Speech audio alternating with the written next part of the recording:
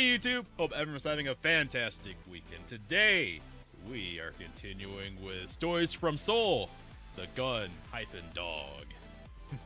Let me put on my reading glasses. Let us load up our save. Oh, that was the choice for the captain. Here we are. Right? 22, 22, 22, 30. Yeah, there was this one. Oh, we're already there. So we are ready to blast off, I think, when we left off last weekend. The story thus far, or that we left off with, is that we're doing our first away mission to the obreeeeen, however you pronounce it, because it's spelled funny, to determine the fate of their crew. And I suspect, knowing this game thus far, that they're going to have exactly one surviving crew member, and it's going to be a cute girl. just the way this game has gone so far. Got my throat lozenge, I'm ready. So we can go down to the hangar, because we are catching a ride with Cruz. I think to remember his name for a second.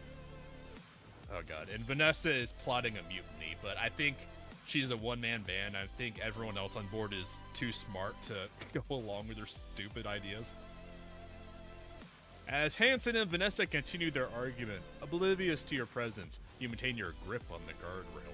It's almost time for the mission, so you can get ready to part, but if you got anything you wanted to do before you left, now would be the time. Was there anything I need to do? Yes, I want to talk to Dylan? No. The Space Cadet Dalton. Space Cadet Dalton. Doing your best not to draw the attention of the squabbling Hansen and Vanessa. I mean, between the two of them, I'd rather hang out with Hansen. The short king. I mean, I wanted to like Vanessa, but she's terminally stupid if she's trying to do a mutiny in a 10-crew ship. You wait until Space Cadet Dalton turns your way, then wave at him, gesturing as I remember to switch the audio over. Turns your way and then wave at him, gesturing for him to come over to you once you've caught his attention. Hey, Space Cadet, how are the preparations going? Lieutenant, preparations are, at ease, Space Cadet. Aye. Sorry, sir. Don't worry about it. Everything going all right, though? Yeah, everything's fine as I reach over to get my tea and grabbing range. There we go. Green tea with pomegranate. Ellipses. This game loves ellipses. This is the first time I actually had to prepare an armored frame for real mission. Actually surprised the chief engineer lady isn't in here helping with that then. Every other time it's been for a drill or a test or something. Oh, that's because the chief engineer is busy trying to jumpstart the engines, because we're dead in the void. Phrasing. We probably don't want to say the D word right now. Hey, take it easy, Space Cadet. I'm sure you've done a good job. I almost forgot to say space. He's a space cadet, not just a cadet. What if I'd done something wrong? Then you and Ensign Cruz would... I don't really care about Ensign Cruz, but, you know, I am important. Slow down a second, Dalton. Ellipses. Sorry, sir. No problem, Space Cadet. Just take it easy for the third time this conversation. But tell me, have you ever screwed up any of your armored frame drills before? No. Or any tests? No, I guess not. So why would you think you'd done something wrong this time? That's actually pretty good logic to cheer someone up. Surprised I haven't heard that one before. I mean... I'm sorry, I guess I was just getting a bit nervous. I mean, he should have seen us on our first mission. We got PTSD from just sitting there. It's alright, Space Cadet. We all get a bit nervous the first time we have to do something for real. True that. I just noticed the engineer's white gloves kind of cuff over or into the sleeve, so I wonder if they form a seal against vacuum. Because it kind of looks like the neck clamps up for her helmet as well. It's interesting. Although I can't imagine the zippers vacuum sealing. I don't know. Or those buttons. But I've seen enough. Seen how hard you work and what the chief puts you through, so I'm sure you've got it all done up to her standards. True. If you're good enough for Ma, you're good enough for us. Although, she always makes me double check the actuators. What if I've forgotten the actuators? So go check them. Ah! Alright, well, he's... I guess we're done then. Short King. Go over here, Short King. Yeah, we're good. Depart. Although the prospect of the upcoming mission makes your stomach drop, you take a deep breath in, hold it briefly, and exhale slowly, calming yourself. Gathering up your resolve, you kick over to the storage lockers near the hangar entrance and remove a flight suit from one, pulling it on over your normal uniform. We should really go get the up-armored suits from the armory. They're ours. Why are we using a flight suit? It had taken you much longer to get the suit on earlier. Thanks to that unwelcome refresher, you now slide it on relatively effortlessly. Slide it on with relative. I know this is... There could be a better way to phrase this, because they both end in ly. Slide it on with relative ease. Or minimal effort. I think it's because this game was originally written in French, Canadian, English or something. There's a lot of weird Frenchy, Canadian, Britishy English sometimes like that. After closing the clasps on the last of the suit's seals, you take the helmet from the locker and tuck it in under your arm, turning back to face the main hangar. Hansen and Vanessa's bickering doesn't seem like it will end anytime soon, so with a wary exhalation, you float forward, vault over the guardrail, and kick off it, sending yourself towards Hansen's armored frame. Which one is which? Because the other one would belong to the Restless Wonder. Actually, I would think they would want the other armored frame off the ship for security purposes. Like establishing a perimeter around the ship because our engines are dead, right? Huh. I didn't think about that last time. Lieutenant Quattro, reporting for duty. You announce loudly as you grab onto the shoulder of the armored frame. Stopping in the middle of what she was saying to Hansen, Vanessa turns to face you. She then pushes off the hangar ceiling and heads towards you. No, that's correct. Not waiting to arrive to begin her lecture. For a second I was thinking I was like 2 S's at the end. That's the wrong plurality, but no, that's right. Or heading towards you. It's about time you arrive, Lieutenant. You're due to depart in a few minutes. Shut the fuck up. I've given up on trying to fix you, Vanessa. You're unfixable if you're doing a mutiny against the captain. What exactly do you think you're doing turning up this close to the mission start time? If you wanted me to show up earlier, then set the start time earlier, dumb bitch. I remind you that I'm responsible for overseeing this assignment, so I won't have your lack of timekeeping impacting the outcome. Now if... Oh my god. She is hot and heavy. Before she can get much further into her tirade, Vanessa is cut off by Hansen, who floats in between the two of you and into the open cockpit of the Juno. That's actually a pretty slick-looking flight suit. I like that. We haven't seen the space suits before. Or the flight suit version. The Gundam pilot version of the space suit. We haven't seen it before. It's actually pretty slick-looking. I like it. Are those LED rings? I don't know. Actually, it will kind of make sense for it to be LED lights. Ensign Cruz, you're ready for departure, just so you can, like, visually see in space. He states lazily before disappearing into the armored frame, taking Vanessa's attention away from you and back towards him. And don't forget, Ensign, I'm counting on you. Oh, God. Please do not tell me that Cruz got talked into her mutiny. I mean, all the pilots on board the ship are worthless, but they can't be that stupid. Vanessa calls into the cockpit.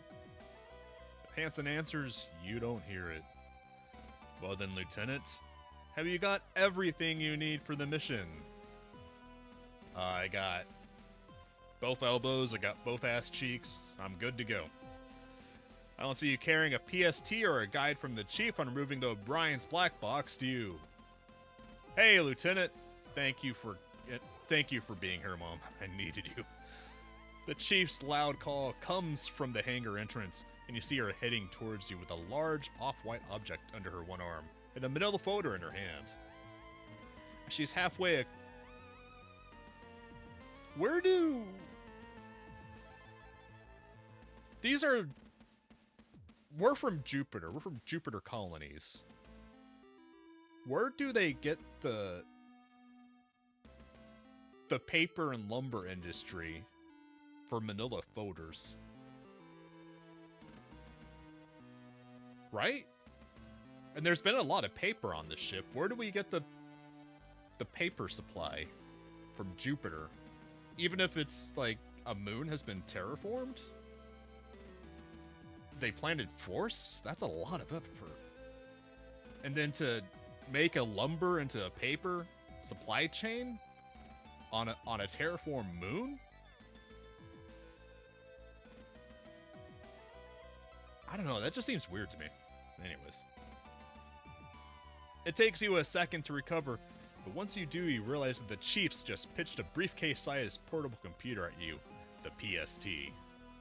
We used that last time to open the unpowered doors on the ship. A portable sub-terminal. By the time you're able to find its handle and get a grip on it, the Chief arrives at the Juno and holds onto the machine. I had to grab the one you left in engineering. I've charged it up, but these devices get pretty thirsty, so it took a while. Ahem. Dumb bitch. And here's instructions for removing a black box.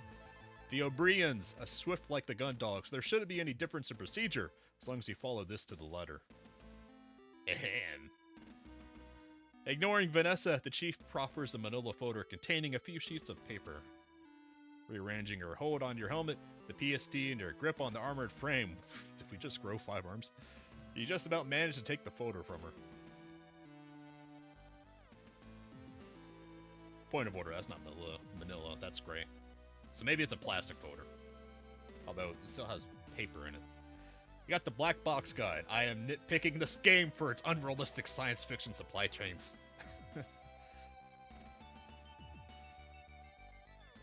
Vanessa, no one wants to talk to you. Just shut the fuck up. Ahem. You glance back to Vanessa, who hovers behind you, an increasingly deep scowl forming on her face. Before you have the opportunity to acknowledge the Lieutenant, the Chief lays a hand heavily on your shoulder, returning your attention to her, and almost making you drop the folder. Don't forget, Lieutenant, the PST needs access verification to open doors, so your ID won't work on the O'Brien, because you've not been assigned to it. Okay, so we gotta find a dead guy's keycard. You'll need to use the ID of one of the O'Brien's crew to get anything working. Alright, thanks for the heads up, Chief. Yeah, that's actually... I didn't even think of that. That's good call. If that's the case, would you mind hanging on to these until I get back? Sure thing, Lieutenant. Did we just hand over ours and our girlfriend's ID cards that we totally didn't steal? Anyway, I've got engines to be reactivating. Although I've already queued up the startup reaction. You don't need that up there. Queued the startup reaction. So now I'll Chief Engineer Cathays. Oh my god, you're still here. Ellipses. Right, we both got things to be getting on with. Good luck out there, Lieutenant. The final pat on your shoulder, the Chief launches herself off the armored frame and back towards the hangar entrance. She likes us. She's getting handsy. Chief Engineer Cathays! Vanessa yells whilst using you to pull herself forwards, her lower lip quivering with anger as she watches the Chief pass over the guardrail and towards the stairwell, leading out of the hangar. Go after the Chief. She's acting as lightning rod. She's taken one for the team to let us launch in peace. Others remain silent. You can see the rage building in Vanessa, her slight frame seeming as if it would explode at any second. As subtly as possible, you attempt to make your way to the Juno's cockpit without attracting her attention. You've already noticed that Dalton has disappeared from view, and you hope to achieve the same thing before the lieutenant can direct her scorn at you. Unfortunately, as you lower yourself into the Juno's cockpit, the casing of the PSD strikes the armored frame surface, resulting in a loud clang that reverberates through the empty space of the hangar. Yes, we are going somewhere. We're going on the fucking mission, you dumb bitch. Just let us go. Yo, we're out. Fuck you. Yo, we're out of here. Your mind races as you try to come up with a good way to extricate your way from the situation. The concept of getting into another fight with Vanessa right now is somehow even worse than the thought of sharing a cramped cockpit with Hansen. True. Although he's short, so probably won't be that cramped, so it'll be fine. Lieutenant Quattro heading out. Good luck with commanding the mission, ma'am. See ya. See ya. You announce, throwing the best of loot you can manage considering how full your hands are. Get out of here, Lieutenant. God, thank you for finally giving us permission. But as hisses, turning her back to you, and launching herself off the armored frame towards the hangar entrance. We really want nothing to do with her at this point. I wanted so bad to try to fix her last time, but I'm over her. She wants to do a mutiny? Oh, hell no. She's not a sinking ship. She's a sunk ship. There's no recovery. The TCF? JCF. Jupiter Colony Fleet. Yeah, the JCF Vanessa, it's already capsized. It's going under. Watching her float away, you breathe a sigh of relief, thankful that you managed to avoid another conflict with her, although I'm sure there would be a screaming match when we get back. Turning towards the cockpit entrance, you make your way inside, pulling the lever that closes the hatch behind you. With the hatch closed, are we sitting in Cruz's lap? Why are we seeing the control surface? Although given the height difference, we should be the big spoon and he should be in our lap. With the hatch closed, all you can hear is the gentle hum of the frame subsystems. Once inside, your eyes quickly adjust to the low light. Take that comma and move it over here. With the only sources of illumination being the occasional backlit dial or readout. You pause for a moment and grit your teeth. This was the first time in years that you've been inside the cockpit of an armored frame. It might be a newer model, but it was pretty much exactly how you remembered it. Snapping back to the present, you do your best to head off the thoughts that you know are folly reminiscing by taking a look around the cockpit to see where you would be sitting. Where are we sitting? Is there like a drop seat or something in here?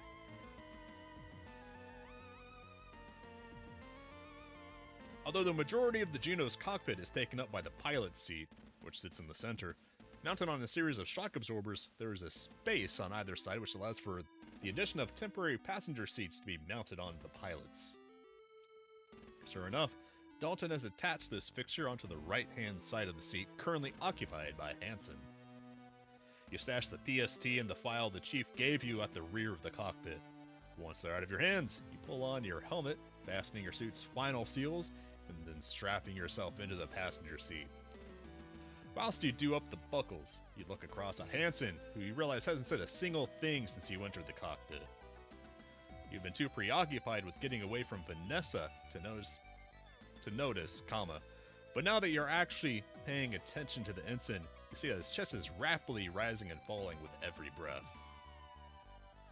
On top of that, his hands both grasp the flight sticks, squeeze them tightly, and release them. A motion he repeats over and over. Is he okay? Is bro freaking out? Why is he freaking out? Despite the fact you're looking right at him, he hasn't noticed you. Well, we're setting off to his side, so yeah, he's looking forward. Instead, his focus seems purely on the monitor in front of him. Hey, Ensign Cruz. Ellipses. Are you okay? Are you okay? Do I need to fly? What's going on here? There's a slight delay, but a second after you ask Hansen, Hansen releases his grip on the flight sticks and turns to face you. The intense expression he just had suddenly replaced by his normal countenance. What? I was just asking if you were okay. Of course I'm okay. What are you talking about?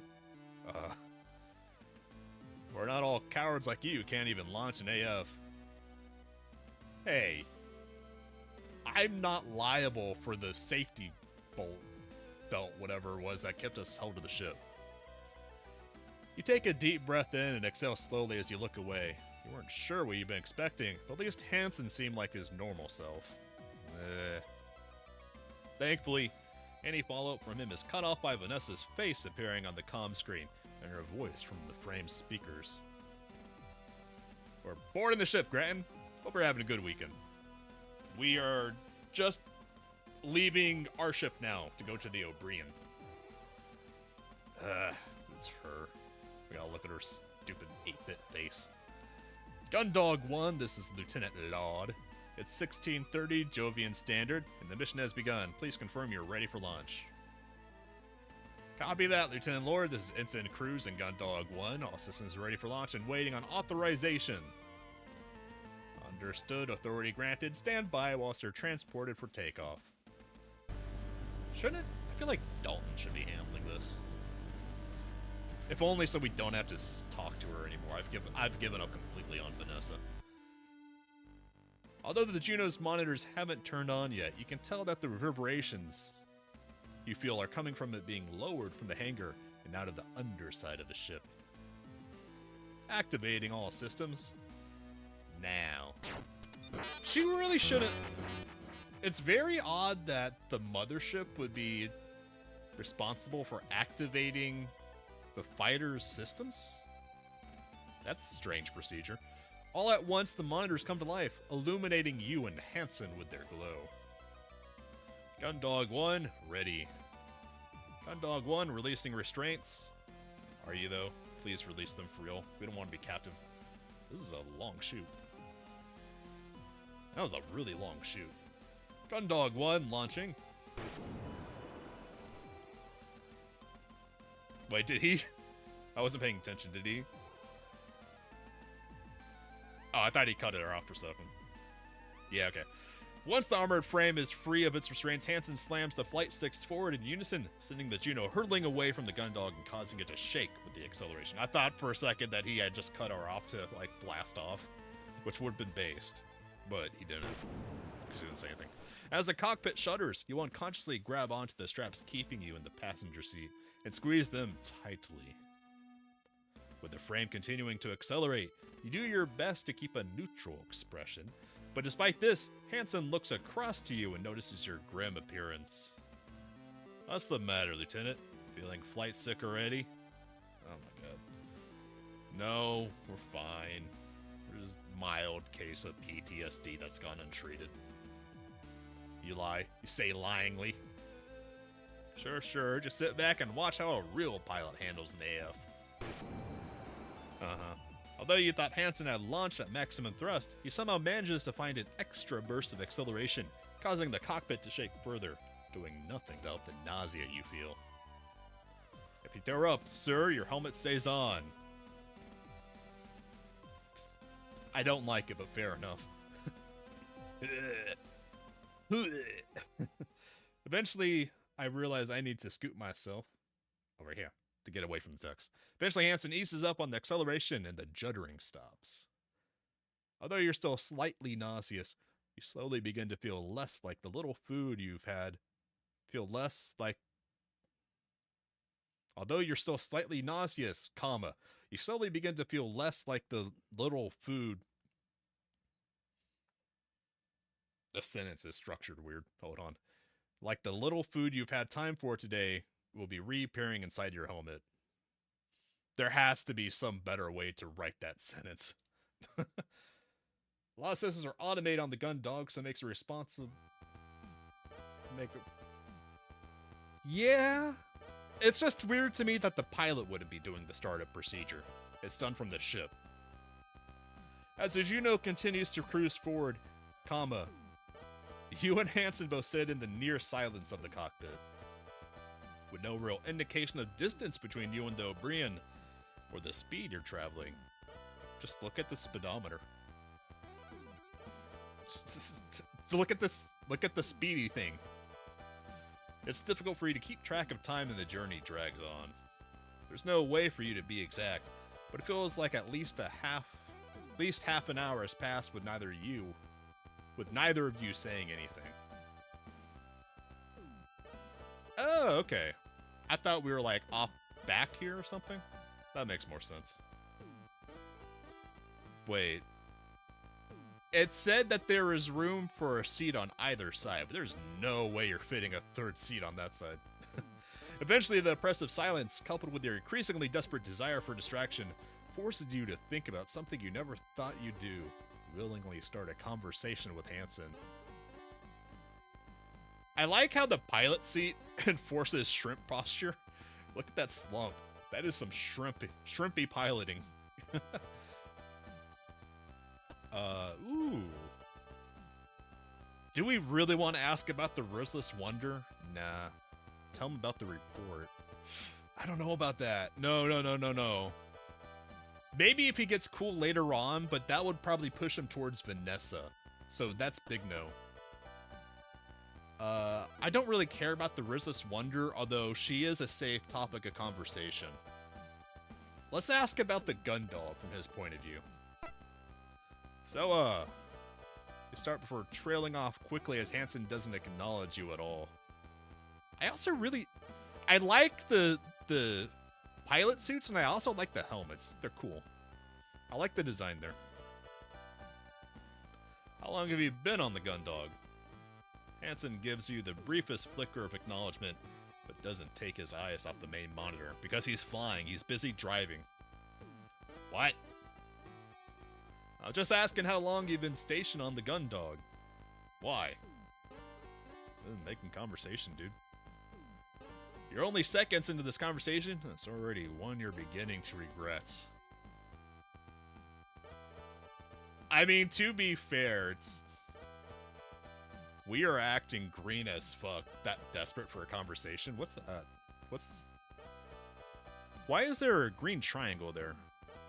Oh, that's part of the screen. I forgot. Hey, Ace. Hope you're having a great weekend. We are blasting off for our first away mission.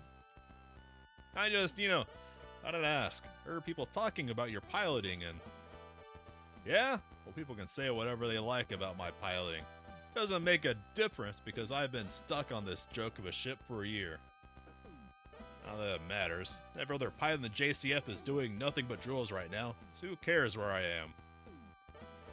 A fresh, uncomfortable silence hangs in the air between the two of you as you mentally scramble for a response. So what are you doing on the ship anyway? How'd you screw up? Did we screw up? I forget. It's been a few weeks. What's our backstory? I know we were on another ship, and then we got transferred, and that's because our girlfriend transferred us. Kind of illegally. Did we screw up? I don't think we screwed up. Your first instinct is to fire her back that you're in a screw-up like him. But you can't admit that Cassie had your transfer put through as a favor without the risk of it getting back to Vanessa. Surprised Vanessa doesn't even know. I didn't screw anything up. I just got transferred here short notice to fill the role. That's all. Whatever, sir. You don't get dumped on the gun dog unless you screwed up or are defective. So what was it? Neither. Yeah, sure. Can we... Hold on. Save here. I'm just seeing if this is going to be the same question.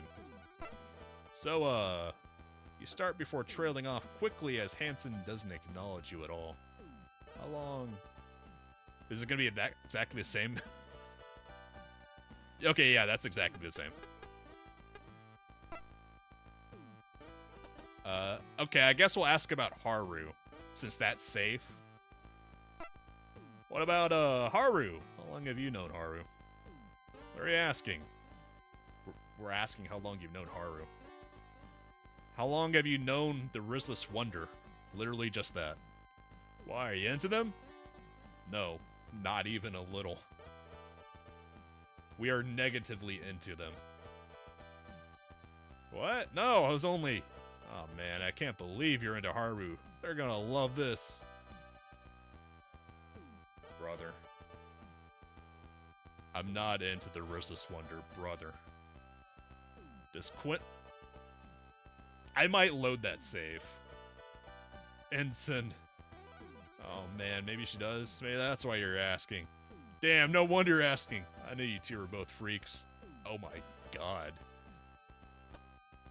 I'm loading. No. I refuse to live with that. No, we're leaving it. Fuck that. As the two of you continue your flight towards the obreeeeen. Actually, I have this save. I'm gonna save Scum a little just to see what his response is to this.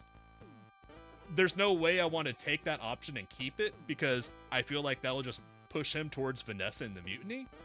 But I want to see what he thinks. As the two of you continue to sit in silence and you watch Hansen making occasional minute adjustments to the flight path of the Juno, you realize something.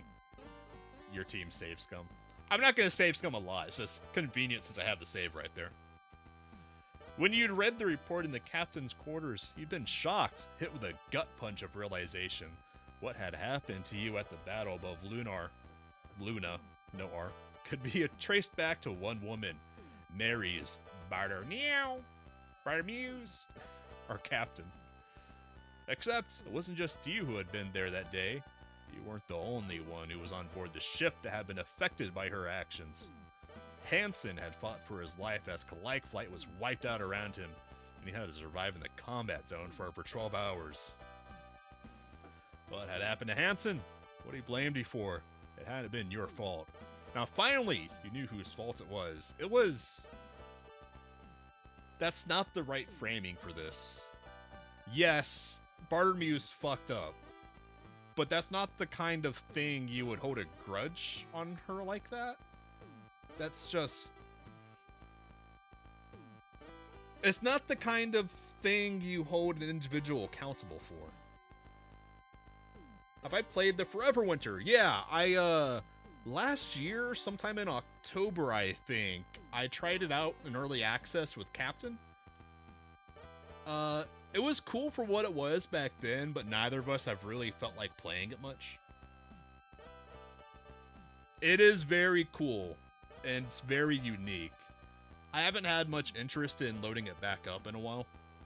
Although every now and then I'll think about it. But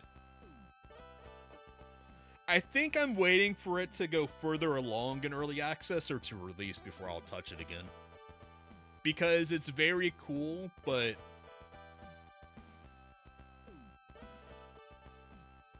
what am I looking for here to say? Because I don't want to put the game down, because it is very cool, and I like it. I dislike the water system, although I think I heard they adjusted it or something. I forget. But I'm just not a fan of that, because that's a cheap low blow way of forcing engagement. I also disliked how grindy the progression is with having to save up so much damn money to get a decent backpack. Besides that, I did really enjoy the game. It's just too early access for me to play on main, really. And I haven't really had any... I've had too many other games to play it off stream, too. So when it's farther along, closer to release or releases, I'll probably check it out again. But right now I have way, way too many other games competing for me to stream. It is janky. It is janky. But I wouldn't say it's too janky for me. It's the kind of janky I enjoy.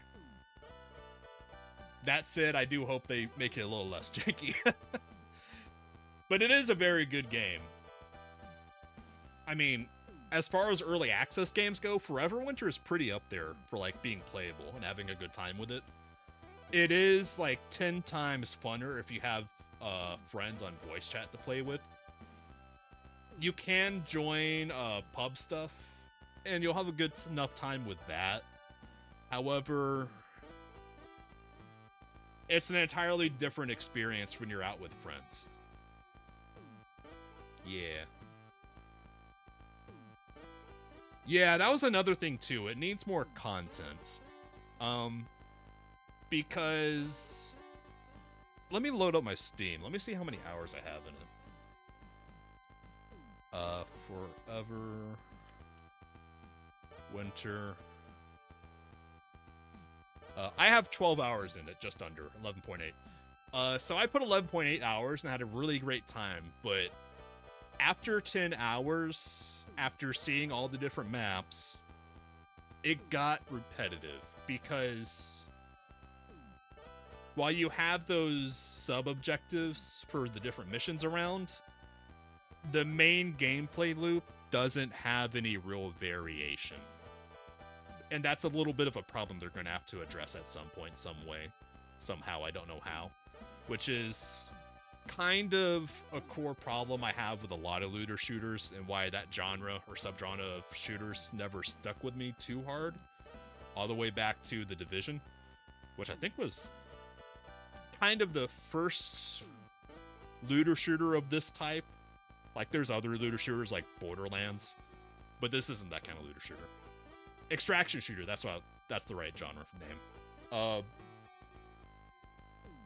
It's a very cool gameplay loop, but it needs some kind of variation.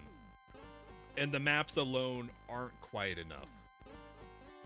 The power shift of hunting the scary stuff instead of just skulking. I got into that a little bit.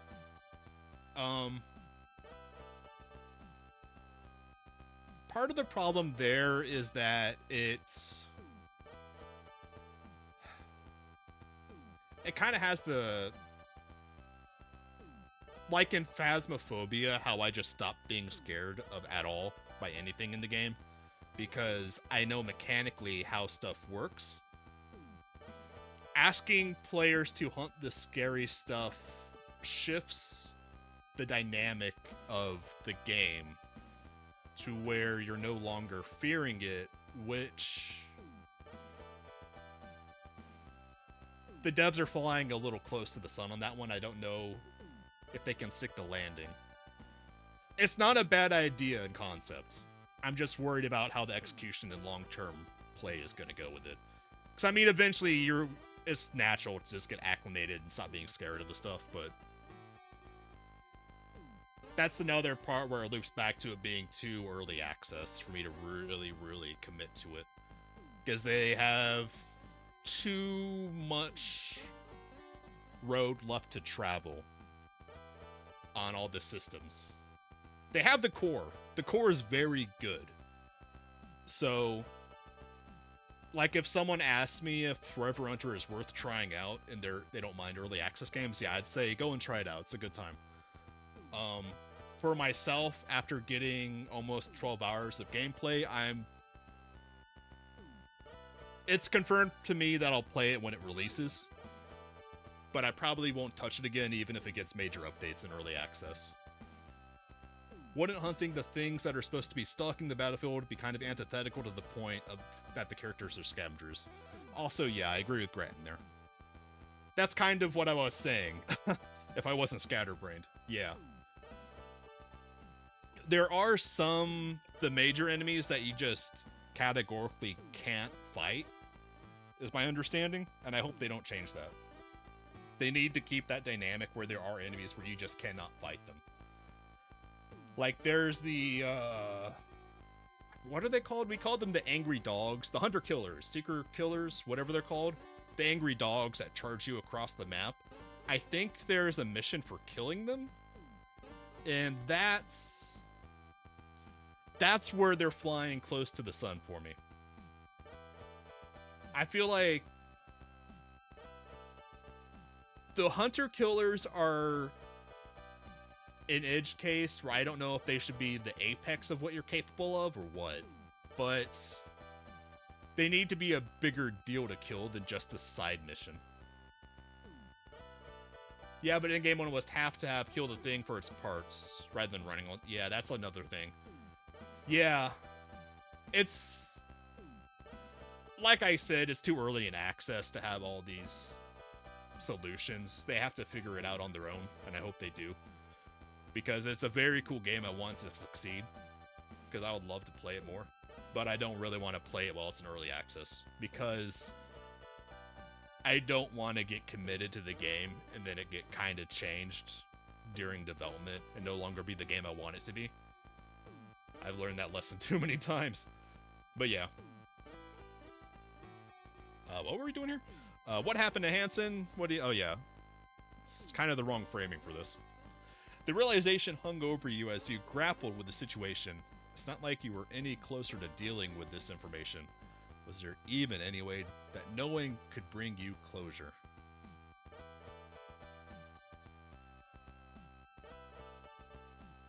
It couldn't bring back Kalike Flight or any of the other pilots or crew of the ships that had been lost.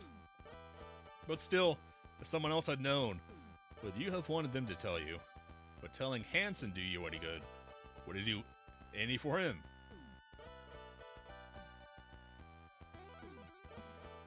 These thoughts almost overwhelm you as you try to wrestle with what you should do until suddenly you just blurt it out. That's the problem with starting games with art first rather than systems first. Well, it could be worse. It could be Grum's Ember game. That fucking vaporware. When I was in the captain's quarters, I found a report. What? We are determined to make this flight as uncomfortable as possible. You take a deep breath. You'd started now. There's no going back. Is there a flight recorder recording us having this conversation? When I was in the captain's quarters looking for the codes to reactivate the gun dog, I found a report in the captain's desk. Yeah, okay. Why are you telling me this? It was about the battle over Luna 4 years ago. As soon as you mention the battle, you hear Hansen take a sharp intake of breath and his flight sticks creak as he squeezes both of them. In an instant, his whole body goes rigid. Ellipses. It was about the reason the enemy were able to outflank us, why they were able to break the E-field. You see Hansen's expression shifts as I shift in my seat to sit up with good posture, not be a shrimp. Shift into a grimace, but he still doesn't say anything. It was because Captain Bartermuse, she was Royal Admiral Bartermuse back then, she made an order that pulled the ships away from our rear defensive line, left us wide open. It's why. Why the hell are you telling me this? Because we dumb. We big dumb. Hansen yells, his fist lashing out and striking the control panel to his left side. Because it was her. She's the reason why I had to deal with what we dealt with. She's responsible. This is such a roach conversation. Fucking rat. Who cares? What difference does it make? Not much. This whole time it was. I know what this is. Yeah, this is about how I figured it would go. Trying to worm our way out of our responsibility, yeah, because he's just stuck projecting everything. Ellipses! Alert sound! What? No, it wasn't my fault, it was... Shut up. Don't try and get out of this. That doesn't matter why it happened. You weren't there, and you weren't there when we needed you. You were. It wasn't my fault! Just shut up! This time, Hansen's fist connects with the side of his seat that yours is mounted to, making the whole thing shudder and activating the shock absorbers. Bro's got an arm. Ellipses. Ellipses.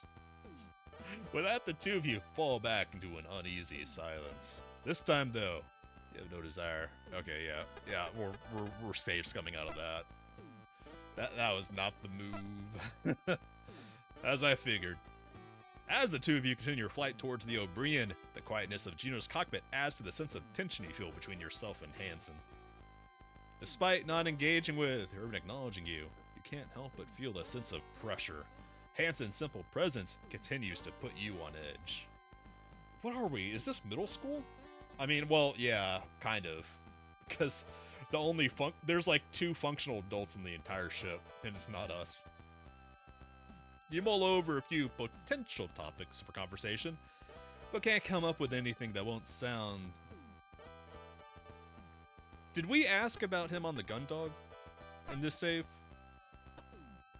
Let's go through that real fast, because that sounds like we didn't even talk to him at all. Leave it.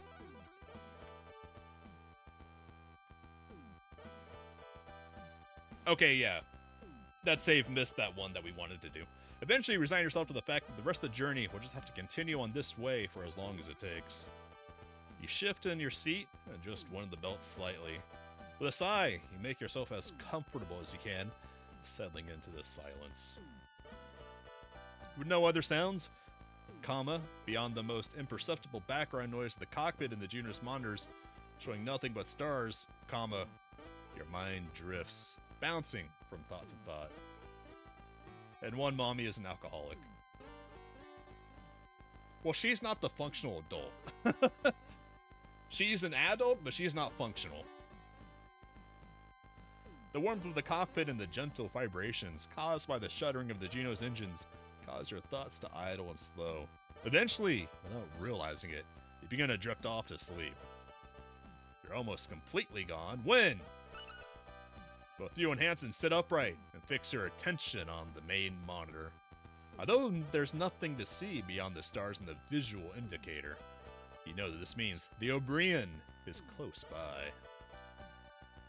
We're here. Thank God. Hansen mutters to himself as he begins to flick switches on the control panel and to his side. You watch silently as he works the pedals and flight sticks to reduce the Juno's speed. Gundog, this is Gundog 1. We've got target lock on the objective. I repeat, this is Gundog 1. We've got target lock on the objective. Ooh, we're being jammed. Hansen scowls at the communication screen as it returns to nothing but static, and an indication that hasn't picked up any incoming signal. He quickly resets the switches on the control panel before activating them again. I repeat, Gundog, this is Gundog 1. We've got target lock on the objective. Do you read? Ellipses. Piece of junk. We're being jammed. Calm your tits. His foot strikes the paneling underneath the main monitor, causing it to flicker momentarily, but doing nothing to help obtain a signal. With the obreeeeen now visible on the screen, he remains silent. As Hansen continues to deactivate and reactivate the Junior's transmission system. Gundog, this is Gundog 1, we've got target lock on the objective. I repeat, Gundog, this is Gundog 1, we've got target lock. God damn it, Lord, where the hell are you? Hello? Honestly, I'm happy we're being jammed just so we don't have to talk to Lord. That's probably a good thing. This time Hansen's fist strikes the main monitor. Thankfully for both of you, the reinforced glass of its screen remains undamaged. Minovsky particle. For as much Gundam as I've watched so far, I still have no fucking clue what a Minovsky particle is supposed to be. Like, is that ever explained? Did I just, like, fall asleep that episode? This time Hansen's fist... We read that. You move as far away from Hansen as the restraints of your temporary seats will allow. You always knew he was hot-headed, but that didn't make this any easier to deal with. Calm down. Just calm down. Should we let him tucker himself out?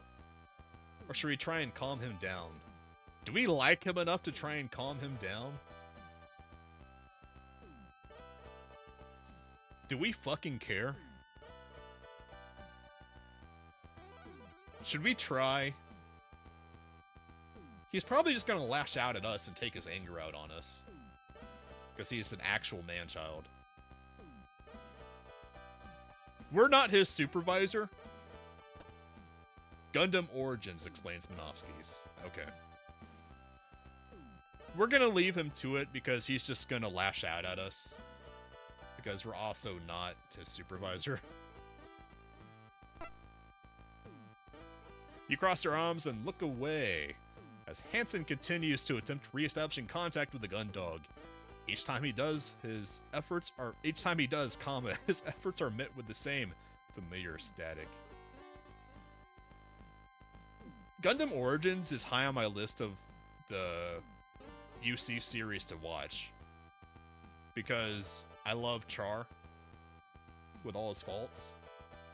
And Sayla is also best girl, so I'm very interested in it. Come on! What's wrong with this piece of crap? Gundog, come in! We're clearly being jammed. How has no one figured that out yet? Ah! This carries on for a few more minutes, but you do nothing to attempt to offer a solution or solve the problem. In his current mood, you don't feel that Hansen would take any suggestion well. Yeah. Eventually, he throws himself back in his seat, causing both his and yours to rock. As you steady yourself, he grips the twin flight sticks and increases the frame's thrust. Fine! Not like we don't know what we're doing. This is Gundog 1. In case anyone out there can actually hear us, we're approaching the JFS obreeeeen. We're carrying out the visual inspection of the obreeeeen now.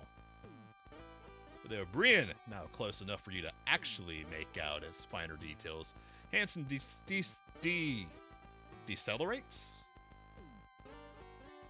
Decelerate or deaccelerate? Wait. Hold on, I actually have to look this up. Decelerate or deaccelerate? Deaccelerate.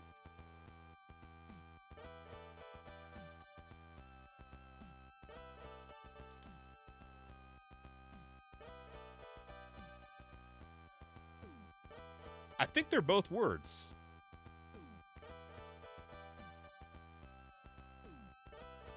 They are two words of the same meaning. Yeah. Okay. Fair enough. One is probably the American and the other is British, probably. Hansen decelerates the frame, bringing it to nearly a complete stop. Deftly adjusting the Juno's orientation, he then begins to circle the Swift-class ship, and the two of you focus on the monitor, trying to identify anything out of the ordinary on the obreeeeen before you get closer. Wait a second, is that... Nani? You point to the obreeeen's main airlock, and Hansen quickly sets a camera to zoom in on it. Oh, it's open. Open wide. Wide open. Looks like someone tried the same stunts as you. But they forgot to close it? That's not it! I closed the secondary airlock door behind me. Both of those are wide open. Ooh. So they vented the entire ship? Ship must be completely depressurized. Yeah, this happened. When that power was off, none of the emergency bulkheads would have been able to close. The two of you sit in silence, both considering what you've just found out. If the same thing had happened to the obreeeeen as the Gundog and someone had opened both airlocks, then what little breathable air was left on the ship would have been sucked out into space. Ellipses. Ellipses. We've still got a mission to do. Come on. You nod silently in agreement as Hansen, apparently sobered by that realization, moves the armored frame towards the airlock. We really should have brought the armored spacesuit and a gun. This isn't necessarily the end, do you think?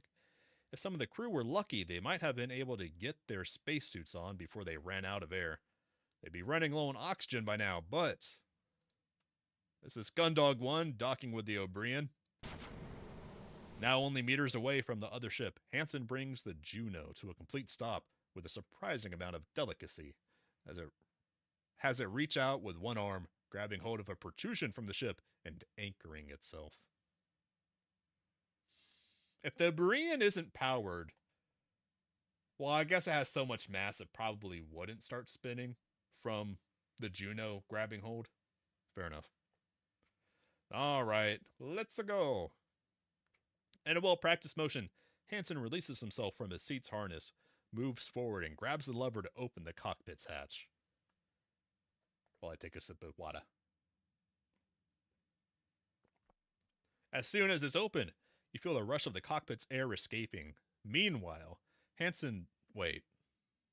He didn't depressurize the cockpit before opening it? Bro just caused an explosive decompression. Anyways, ignoring the fact that we're both dead now. Meanwhile, Hansen pulls himself out and steps into the airlock. Having a slightly harder time with the straps on your harness, it takes you a few moments longer to release yourself. Once free, you gather up the PST and the instructions the chief had given you before making your way out of the Juno. Also, a design flaw is any system designed around preventing depressurization should probably be mechanical. Also, yes. The two of you tentatively make your way from the airlock itself through to the room beyond. Although nothing is obviously broken or wrong with the fact, or wrong, comma, the fact you're standing in an area identical to the one on the Gundog, comma, but open to space and completely uninhabitable, comma, sends shivers down your spine. The writing has a bit of a run-on sentence issue. Or compound sentence issue. Whichever. Bam. Ellipses, ellipses, ellipses, ellipses, ellipses, ellipses, ellipses, ellipses, ellipses, ellipses. Question mark. You look to Hansen and see him mouthing something that you can't hear. Turn on the radio. One or both of us turn on our fucking radios. You continue to stand there in confusion as Hansen wordlessly gestures at you until he looks exasperated. It takes you a moment, but you realize what's going on and reach up to the radio on her chest. Turn on the... Do we have to be this stupid? We're a trained pilot and also now a trained security officer. We should know these things. Why are we acting like it's our first day at boot? Flicking the switch that activates it. It's about time you figured that out, sir. Look, I'm fucking stupid. You're gonna have to be patient. Please be patient. I'm stupid. Please be patient. I'm red shirt. Hansen's voice crackles over your home. Oh my god. We actually are acting like a red shirt. We're gonna die. Hansen's voice crackles over your helmet speaker. Unlike the Juno, where the cockpit was pressurized, you could hear each other. Now, so you could hear each other, comma. You now find yourself standing in a complete vacuum where no sound can travel. You know what, Grant? Grant has a good point. They use all the ellipses to make up for the lack of punctuation. I think what happened is that they used up the punctuation quota or budget with all the ellipses and didn't leave any for the sentences. So, what's the plan? You turn to survey the empty void of the airlock. The first priority given by the captain was assisting the crew of the obreeeeen to get their ship back online. But judging by the current state of things, you weren't sure you'd have much luck with that. The plan, you say to yourself, more than a Hansen as you go over the current situation in your mind. That's right, Lieutenant.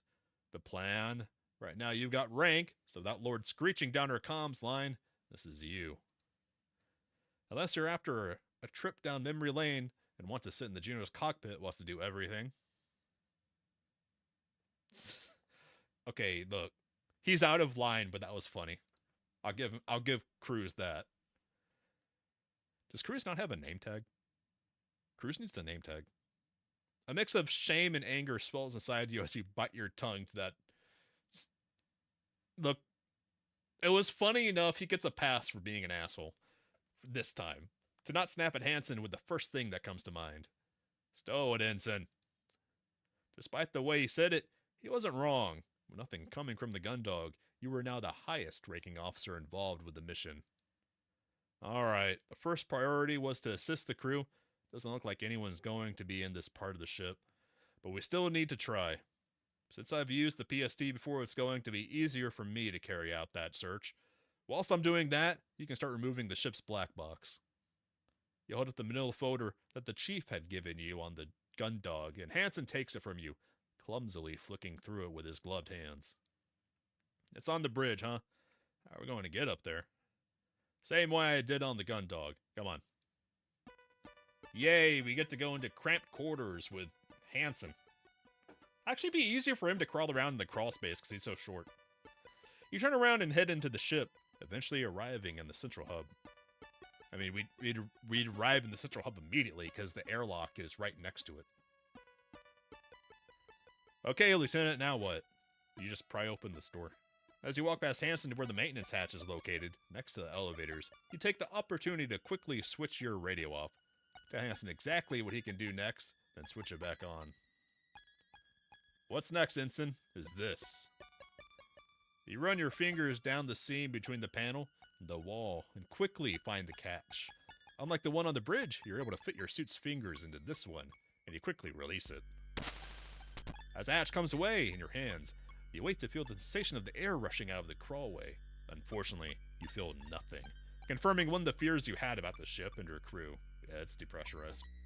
It has been spaced. Placing the hatch down, you turn to Hansen, saying nothing about your discovery and instead gesturing to the ladder. At the top of this ladder, you'll find another panel like this one that leads into the bridge. To release it, all you need to do is push on the catch from the inside. Think you can handle it? What do you think, Lieutenant? You're not dealing with some dumb security officer here or anything. Let a pilot show you how it's done. I mean, again, he's out of line, but he's actually not wrong. He's not a red shirt, so he can be moderately trusted. A little. Not a lot, because it's still dumbass crews, but you know.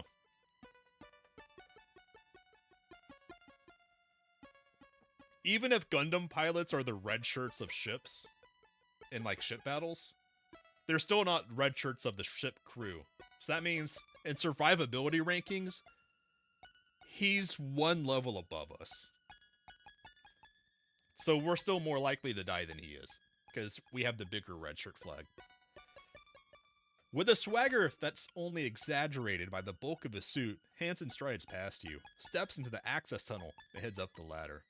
You take the opportunity, turn your radio off again, and tell him what you really think about pilots. Can we not act like a middle schooler? Once you're done, you switch it back on in case he sends any transmissions. Now that you've set him to work, it's up to you to try and find any survivors of the obreeeen's crew and use their help to get the ship back online. You look around, the empty central hub, the same silence that previously filled the Gundog now filling your helmet. After a moment of contemplation, you head towards the first place you think it may be fruitful to explore. Ooh. No one's here.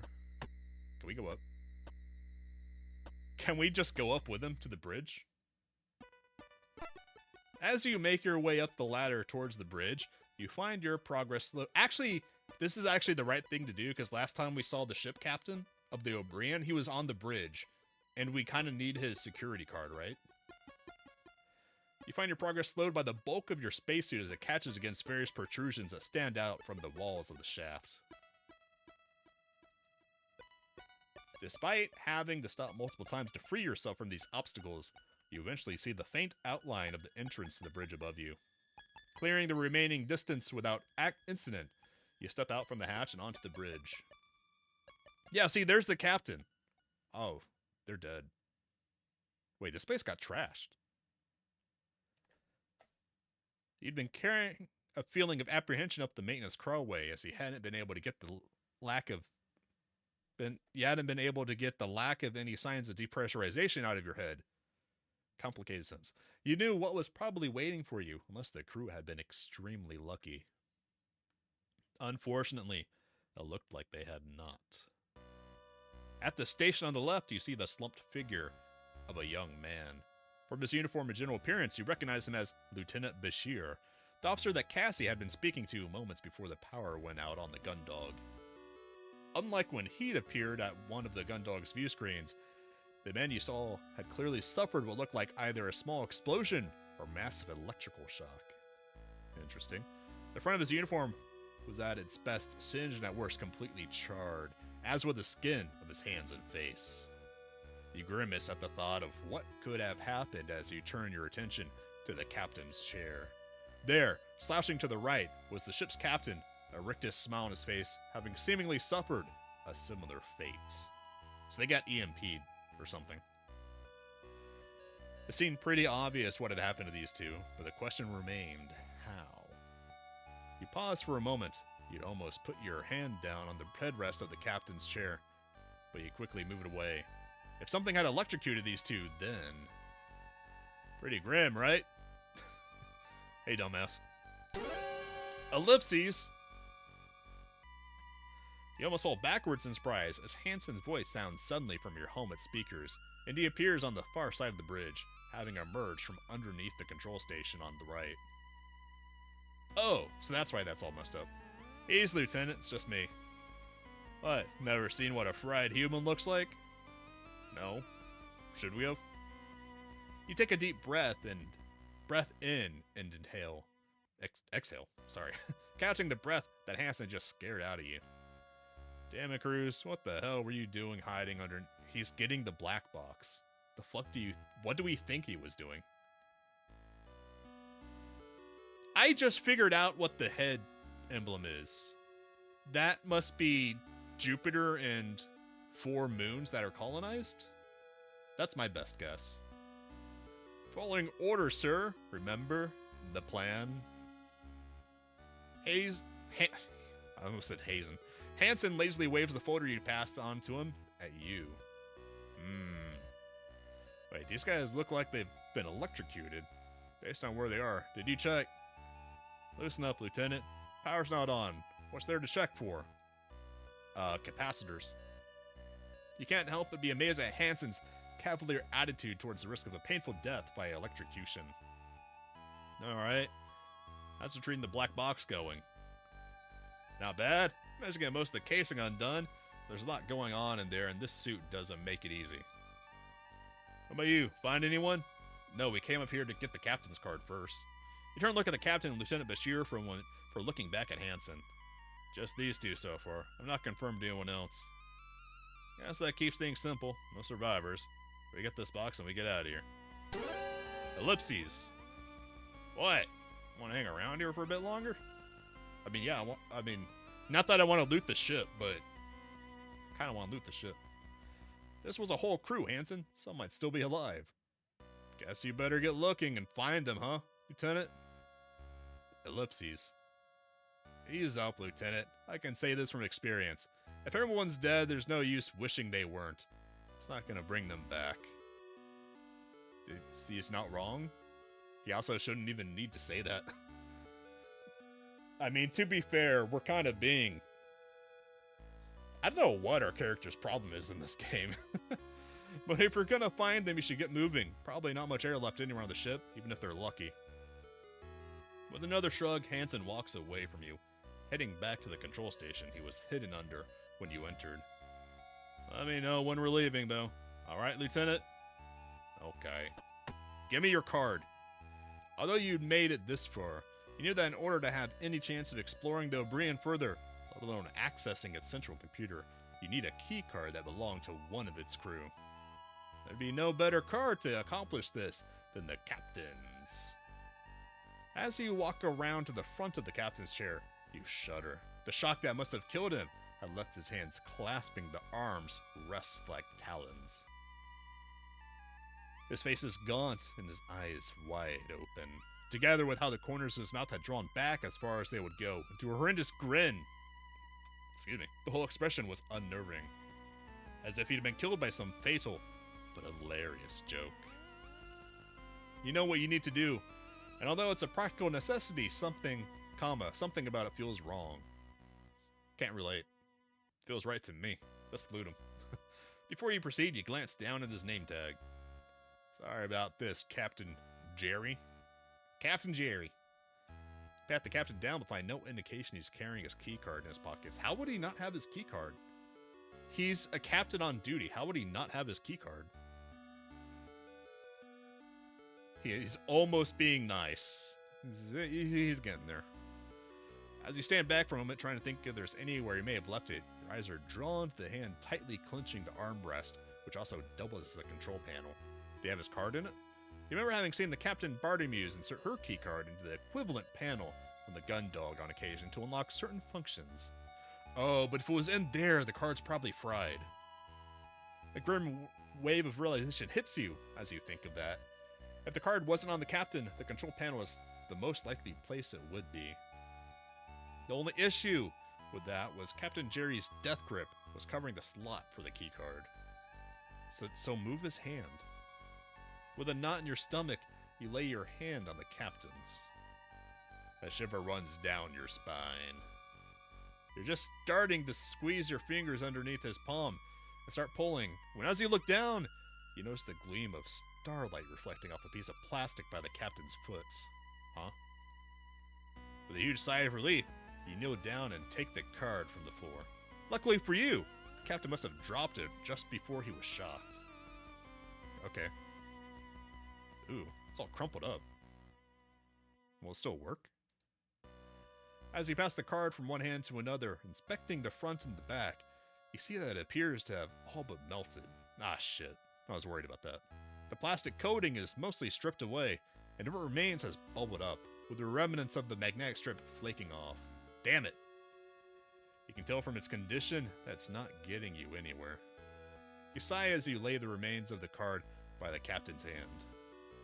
If I can't find a card with access to the central computer, there's no hope for the obreeeeen. Shit. Nothing's working right now, so there's no helpful readouts or anything being displayed. There's no point insert of me wasting any more time here. I've had enough of staring out into space for one day anyway. What about over here? You knew that you needed to find a keycard belonging to a member of the obreeeen's crew to explore the ship further. Ideally, this card would belong to either captain or someone from operations, as this would give you access to the central computer. The captain's card had been fried beyond usability by whatever happened to him, but maybe Lieutenant Bashir's card had been more lucky. I doubt it. This dude got even more fried, it seemed like. You gingerly move towards the lieutenant, and doing your best to be as gentle as possible, you pat down his left-hand trouser pocket. Feeling nothing through the thick gloves of your spacesuit, you head to the other side of his chair before repeating the same action on his right pocket. This time, you feel something. With a sense of unease, you attempt to remove the contents of his pocket whilst trying not to disturb the body too much.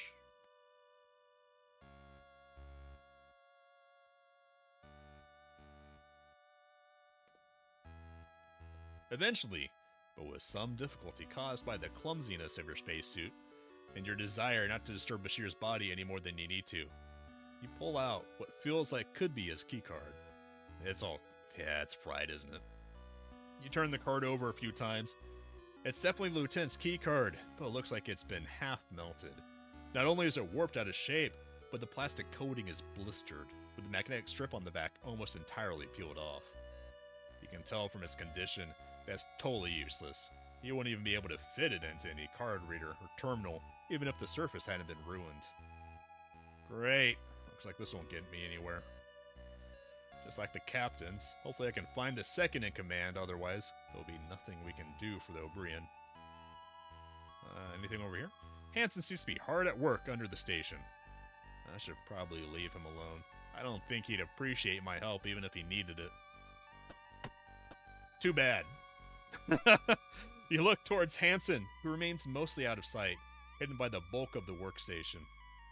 You spend a few seconds thinking about asking him if he needs any help, or asking how things are going, but after considering the likely responses, you'd get to those questions, decide against it. Probably better leave him be. Alright, visual inspection. Left-hand side of the bridge, the station used for ship management and communications. You know, this is where Lieutenant Bashir would have been when Cassie spoke to him moments before the blackout. Like the rest of the bridge, you could see that every system was offline, nothing more than rows of dead screens and useless plastics and metal. Mindful of not disturbing the lieutenant's body, you examine the area to see if you can tell what would have been caused to his current condition. He got electrocuted. What do you think?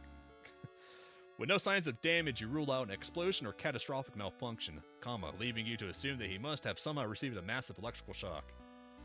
What could have possibly caused something like that? An electrical shock. I'm gonna assume there's nothing else to look like in here. Move. Central up. And come on. Whoa, hello, Hansen. Wait, hold on. As you continue towards it, you pause as your radar hisses into life. I missed that. Lieutenant Commander Quinn from JFS Gundog. Cassie, what are you doing on this?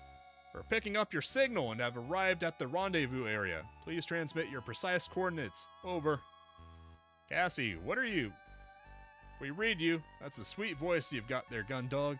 I'm transmitting coordinates and mission update files now. It's good to finally... Oh, this is the obreeeeen. Wait. This is the conversation Cassie and the obreeeeen had before the EMP or whatever happened. What? This is from when, yeah. Roger that, JFS Obreeeeen. It's Lieutenant Commander Quinn from the JFS Gundog. We're picking up your signal of so it's repeating. The snippet of conversation between Cassie and Lieutenant Bashir loops a few times till eventually fading out into static. With as little explanation as why the transmission started, it ends. That's weird. It's a good thing ghosts don't exist, or I'd be kind of scared right now. Now, what could be transmitting? Ooh, maybe someone's in the elevator. Looks like these are out of action, just like when the gun dog's power was off. That means the only way to the bridge or sickbay is through the maintenance crawlway. Alright. Yeah. Use. Out of action. You step forward and trace the join between the two elevator doors with your palm. After a moment's consideration, you bang on the door with your fist, hearing nothing and only experiencing it through the sensation in your hand. You then press your helmet to the doors, hoping to pick up any vibrations as sounds that may indicate someone's alive in there. Ellipses. Nothing. Shit. Can we go to sickbay? We can go to sickbay. You reach out into the maintenance crawlway and grab a rung on the ladder. Stepping forward, you place your feet onto another rung that you can barely see, and then, instead of following Hanson up, you start moving downwards. As you descend the crawlway, the crawlway eventually becomes completely dark. The only indication you're given that you've reached the bottom is when you bring your foot down and you unexpectedly stomp on a floor panel. Now at the bottom of the shaft, you grope around in the darkness, looking for the catch that released the panel by the elevator into the sickbay. After a few minutes of sliding your palms around blindly, your suit's glove catches on something. They really need to up their budget for punctuation. You investigate it with your fingertips to confirm it's what you're looking for before releasing it, grabbing the panel as it falls away and placing it to the side. You step through into the sickbay. Whoa, shit got fucked up in here. With no rush of air to indicate that you've depressurized the room, Would we have even been able to open that panel if it was pressurized? Wouldn't the pressure keep it from unlocking? Or I guess that would only work if it was like a swinging door. If it was something to pop open mechanically, it probably would have depressurized it. Yeah. Wait, we just opened that panel without even checking if it was pressurized? Okay. I guess we're playing Hard Space Shipbreaker. With no rush of air to indicate that you depressurized the room, you're almost entirely certain you knew what to expect, but what you find goes far beyond that. Ellipses! Behind the desk, set to meet those who enter the sickbay, you see the crumpled form of someone wearing a white coat much like Dr. Rosarium's. You quickly make your way over to them, but as you do, you stop momentarily as you feel something crunching underneath your boots. Looking around, you can see the doctor is surrounded by broken glass. Taking stock of the room, you realize that the cabinets at the far end of their sickbay are all still locked, but the glass panels have been shattered and the contents scattered. Probably stuff was flying around when it got depressurized. Instead of trying to puzzle out what's happened, you turn your attention back to the doctor, kneeling down by them and gently turning them over. You're faced with a woman who seems to be in her mid-50s, her sandy hair done up in a loose bun with errant strands tucked behind her ears.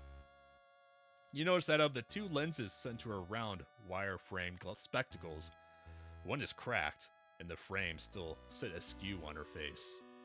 Although her pale blue eyes are wide open and staring at you, they don't move, and she does not blink. Her skin is pallid, matching the cool blue of her eyes, the striking red of her lipstick standing out in a dramatic contrast. You stay, holding the doctor for a moment, before gently laying her down, and with as much delicacy as you can manage in your bulky spacesuit, you close your eyes. As you stand up, you exhale deeply. Unlike the crew on the bridge, the doctor didn't appear to have suffered from any burns or shocks.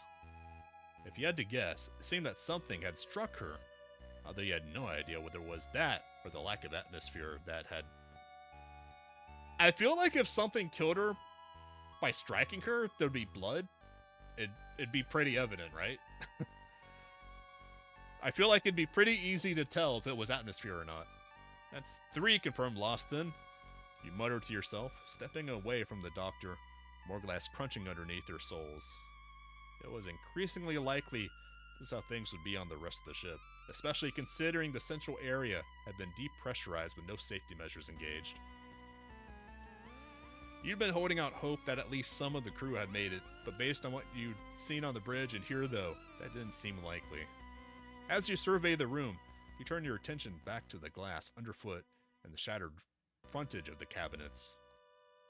What happened here? What happened was a violent depressurization, and anything that wasn't strapped down would be flying and break the glass. Looky.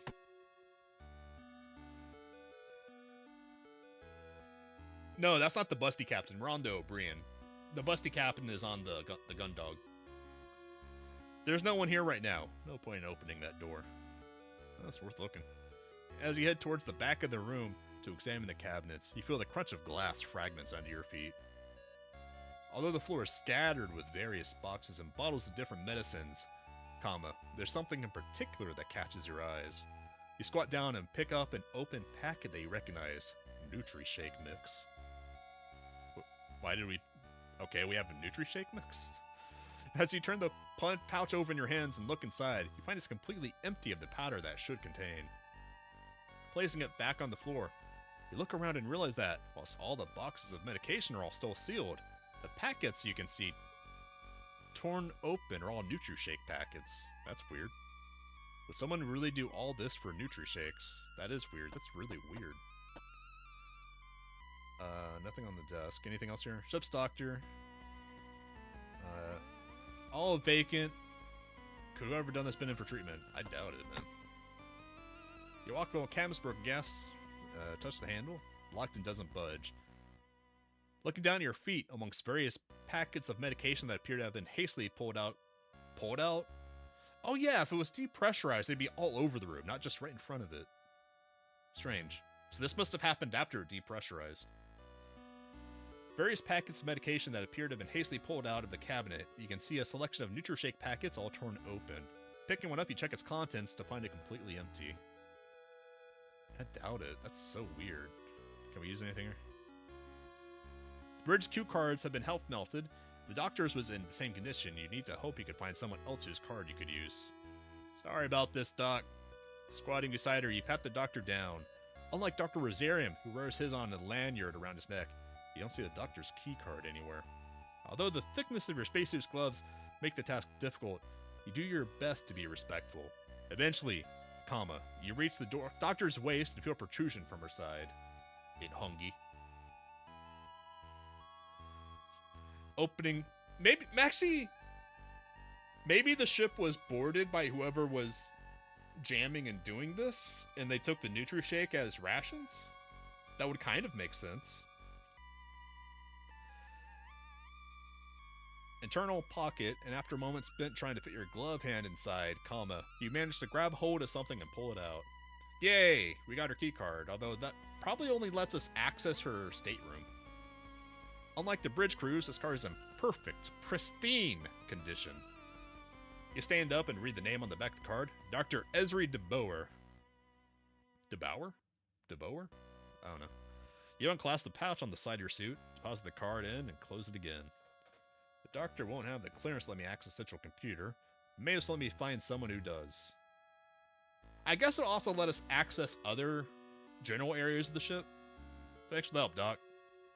I'm sorry we didn't get her sooner. We were busy getting chocolate for our girlfriend. Can we use the... Yeah, okay. So move back to Central Hub. Let's... Ooh! Maybe the armory is open. And we can get a gun. Airlock? You stop as you enter the room just before the airlock, where you'd been so used to the huge main shutter and its warnings on the gun dog. Here on the obreeeeen was nothing but a vast corridor into space. In case you didn't know, this is a high-risk zone, guys. The airlock. Being able to see the stars like this, from this position, you couldn't help but feel uncomfy. Their light, as gentle as it is, feels like a forced intrusion on this room, somewhere they should never illuminate. You spend a few more moments. I don't think starlight would actually illuminate, because my understanding is that, like, if you're on, theoretically, the surface of Pluto, you'd get the same amount of sunlight from our star as we get in the late evening. So given that, I don't think any amount of starlight around us would illuminate anything.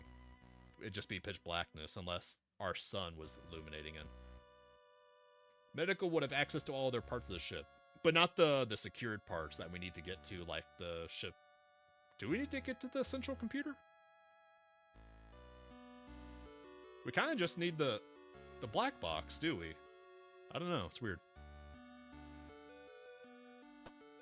Look.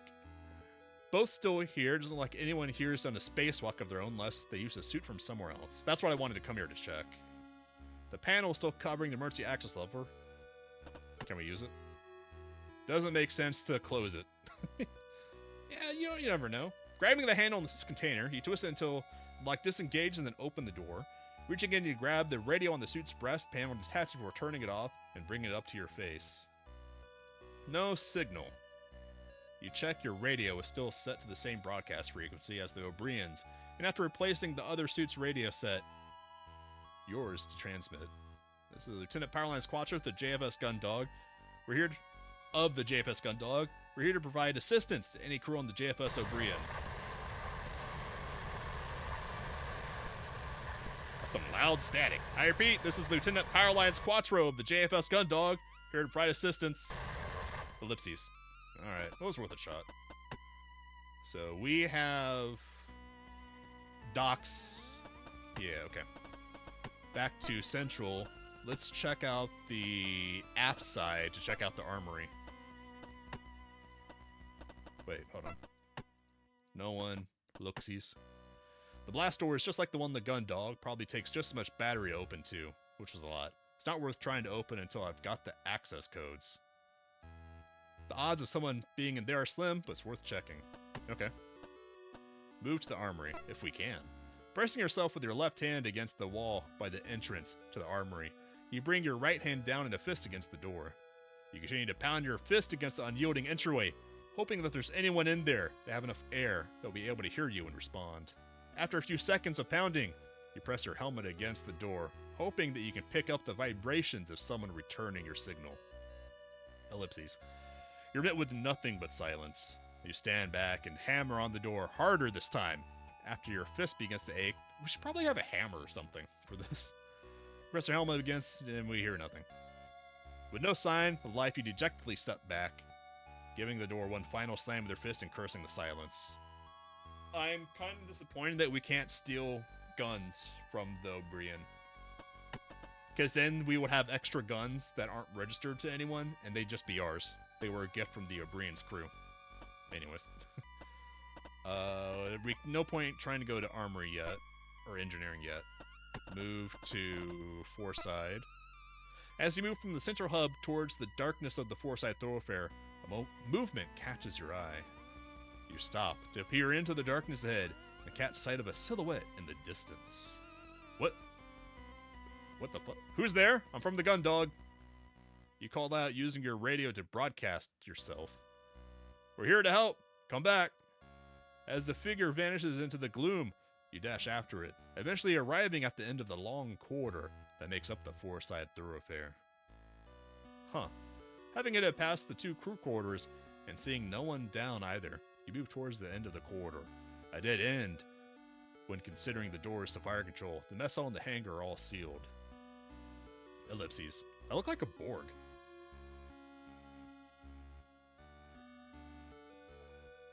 Did I just imagine it? I mean, maybe. We are having mental issues. You turn around trying to see if you'd missed something, but no signs of life here aside from yourself. You begin to doubt you saw anything at all. This mission must be getting to me. Better get this over with before I start seeing things. Again. No one here.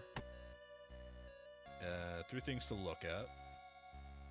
The ownership has a cadet like Dalton, where they got 2 fully qualified NGs. Either way, if we're lucky and whoever they got is as results for as our chief, this hangar is probably my best bet for finding a crew member to help. The Obreeeen follows the same schedule as the Gundog, and there shouldn't be anyone in there. Of course, things like schedules never did anything to stop Cassie from grabbing a bite to eat whenever she wanted, so maybe someone here has a similar attitude. So, excuse me. Yeah, guys, let's go. Just check Fire control is a dead end, so let's check that first. You exhale slowly as you look at the door of the Obreeeen's fire control.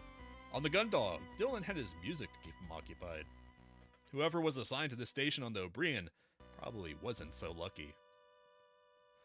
With this thought in mind, you carry out the process of hammering on the door, resting your helmet on it, and then giving it another go after getting nothing but silence in return.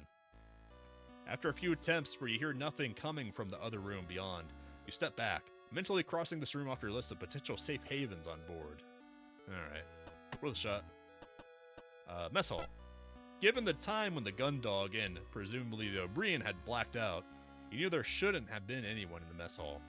Despite this, you also knew that it wasn't uncommon for crew members to disappear from stations briefly to grab a quick pick-me-up treat, especially if their duty was quiet. And especially if that crew member's name was Cassie. You go through the routine of hammering on the door, waiting for a response to continue to batter with your fist in case you hadn't been heard the first time. Ellipses. We get nothing. Alright. Probably can't go with the hangar yet, because it's like a stairwell. I doubt anyone was in the stairwell. Move to the hangar. Make your way through the gloom of the four-sided thoroughfare. We absent-mindedly knock on the low gravity warning sign just before the double doors that lead to the ship's hangar. Placing the portable sub-terminal by your feet, you hammer on the doors with your fist, hoping that if anyone's in there, they'll hear your signal and reciprocate in kind. After around 10 seconds of this, you stop and press your helmet against the door. If there is any noise in there, the vibrations should travel through the door and into your helmet, allowing you to hear it. Ellipses? Ellipses? Guess no one's in the... Is that an explosion? Hey, can you hear me in there? You called out, resuming your hammering of the door when you get no response. I bet that was in the hang... No, wait. How could we have heard that? That sounded like an explosion, though. So I thought maybe like a ship was departing the hangar? But that wouldn't make sense if it was depressurized. I would hear that. Maybe someone is in there.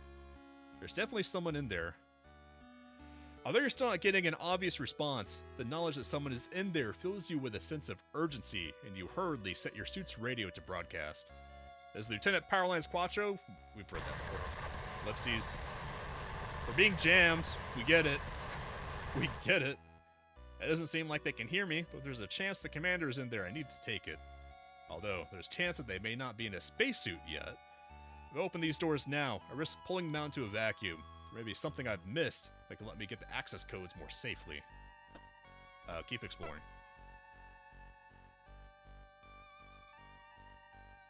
There are the other spacesuits, but I don't see how they're going to suit up in time to save their life. Alright, let's try crew quarters 1. Looky? Beauty. Mark Butte. This is where Hansen's room is on the gun dog. I guess they could be one of the armored frame pilots. Ox Usk Stat. Based off where their quarters are, they're probably a pilot like Haru. Rory Way. I wonder if they have a junior engineer on placement like Dalton. Albany Rowe. Row. Duh. If the quarters distribution is the same as on the gun dog, it must be the Obreeeen's gunner. After pounding her fist on the door, we get nothing. By hammering, nothing. Hammer, nothing. Nothing. Okay, is there anything else to look at in here? There should be... Bang. Stood outside the door that would be yours. You served on the Obreeeen. Had you served on the Obreeeen instead of the gun dog, you can't help but feel a bit nauseous. The game gaslights you? Yeah. The familiarity of the door, the corridor, and thoroughfare force you to think about how close the gun dog came to being here for the Obreeeen. You push that thought from your mind. As close as it was to happening, it didn't. You're here now. Balling up your right hand in the hammer, we hit the door. You don't get a response. Read a few more times. Nothing. No one's in. That's a lot of paragraphs for no one's in. It's fine. Foreside to crew quarter 2. Mr. Bashia. This is where Vanessa's room would be. It says that belongs to Jules Bashir. Alright. Rest in peace. Rip. This is where Cassie's quarters are. Kim and Ri. They're second in command, so we haven't found them yet. Jala DeForge. Has to be a Star Trek reference. Given location of the room, this is their chief. Yeah, it's that's a Star Trek reference. DeForge.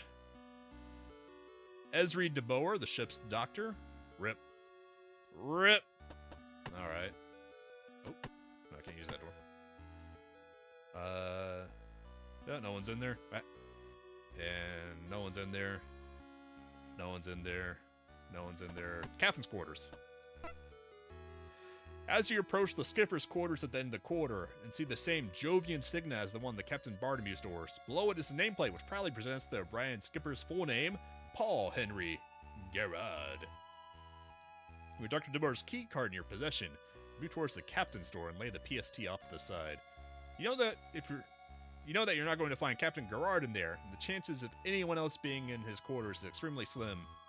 But the potential might be something of use in there, like the Bryant's access codes, the Obreeeen's, is too great to ignore. Let's go for it. You kneel down beside the terminal linked to the captain's quarters and begin the well-practiced process of connecting the PST and going through its menus, eventually selecting the unlock function. And now, with a sense of trepidation, you unfasten the pouch on your belt and swipe the keycard. You weren't entirely sure that a doctor's card would be sufficient. Without much of an alternative, you slide Dr. DeBoer's card into the slot and hold your breath. Thankfully, you see the door begin to slowly slide open, and with an exhalation of relief, you stand up. Once the door's open enough to allow you through, you make your way inside. Well, it's a bit more clean in here, isn't it? As you expected, Captain Jerry's quarters were almost identical to Captain Bartomeu's, with a few small differences, namely the lack of vomit, and the lack of any open bottles of liquor. In the place of the whiskey bottles you've seen in Captain Mary's room, you see a neatly pruned bonsai, but beyond that, there's nothing obviously distinct. Even the artwork on the wall behind the desk is the same. Wouldn't that bonsai be kind of frosted over because of the temperature differential? No? I don't know. Well, time to get to work. Let's also, that bonsai would probably be across the room because of the depressurization. Let's see if I can find something useful. Those folders shouldn't just be sitting there from the depressurization. The skipper's bathroom is certainly a lot smarter than the pods that you get in the standard crew quarters. Actual toilet and proper shower unit, too. Wonder if when you reach Admiral, you get your own bathtub. Probably. Exact same painting as the one on Captain Bartomeu's quarters. Probably done from a stencil or something. A bed, chest of drawers, and a bedside table, all the same as Captain Bartomeu's quarters, without the drunk lady. The skipper's desk, just like Captain Bartomeu's, it's got a terminal that looks like a telephone, probably a hotline to the bridge. I think I like Captain Jerry's desk ornament much more than Captain Bartomeu's, though. What could be in those files? A small bonsai tree. Regular plants are really expensive back on the colonies. Yeah, so where are they getting all the papers from? If they're so expensive, how do they have a paper industry?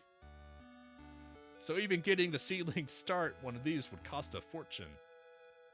People say that the air in the room with a plant, and it tastes way better than the normal pre-processed air you get on a ship or colony. But I've never been around a plant to try it out. On the edge of the desk closest to the door into the quarters, you notice a stack of papers perched precariously, as if they'd been left in a hurry. Based on the same tractor feedages you'd seen on the papers in the Captain Bartomeu's quarters, you could assume they'd been printed out on board, meaning they were recent documents.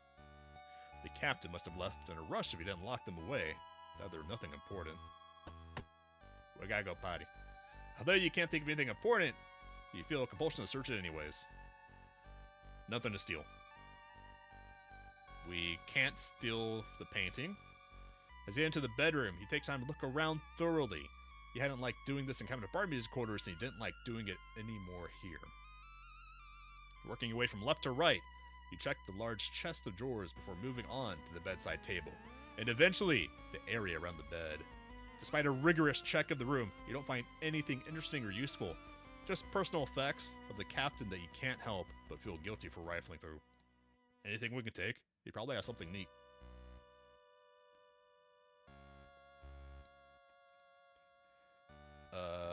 Can we use the Bonzi? All for nothing, guess I could take this back to the gun dog with me. Don't know how long trees last in space. Although, I should probably leave it alone until I know for certain. Can we take the Bonzi tree back? I want to take it back. You hesitate for a moment, considering whether or not you should pick up the files in front of you. Although in normal circumstances, such a thing would result in severe disciplinary action. You reason that these aren't exactly normal circumstances. Anything that could explain what had gone wrong, or help the obreeeeen had to be investigated. Besides, you think, it's not like this would be the first report you'd read today that you shouldn't have. You take the file in hand and read the heavy printed text in the front. JCF Naval Report, JFS obreeeeen, Mission Log 132-08/04/0214. Flicking through the report is made difficult by the clumsiness of your spacesuit's gloves, but you manage to quickly skim your way through the file's contents.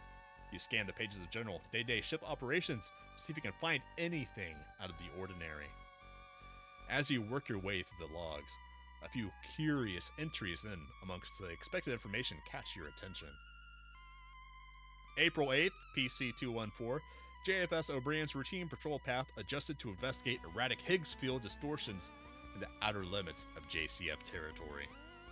April 19th, PC-214, investigation reveals significant residual boson distortion, inconsistent with standard JCF drives output. JFS Gundog dispatched to support with investigation. Excuse me while I get a throat lozenge.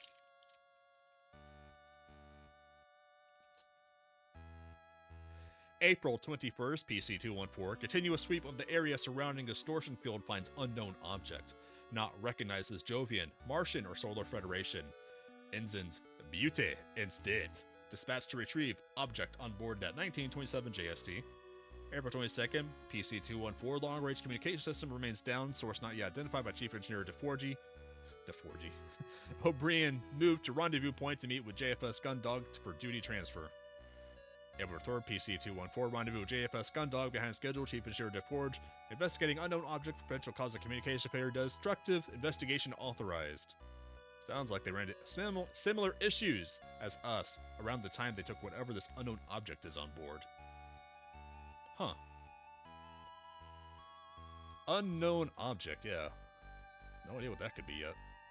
My guess is that there's like a fourth colonial group out there in the solar system. The deeper solar system. And we're encountering them. Alright, terminals are going to be working, so let's check those drawers. Anything to steal? You head to back of the desk and try each drawer, working your way from top to bottom. And, unsurprisingly, they're all locked. I need to find the keys if I'm going to get in there. But Keys? Keys? Keys? No keys. They weren't on the captain, though, so where could the keys be? I want to try again to take the... Damn it. I want to talk to... Boo! Okay. Recorder 2. To... Foresight... I think...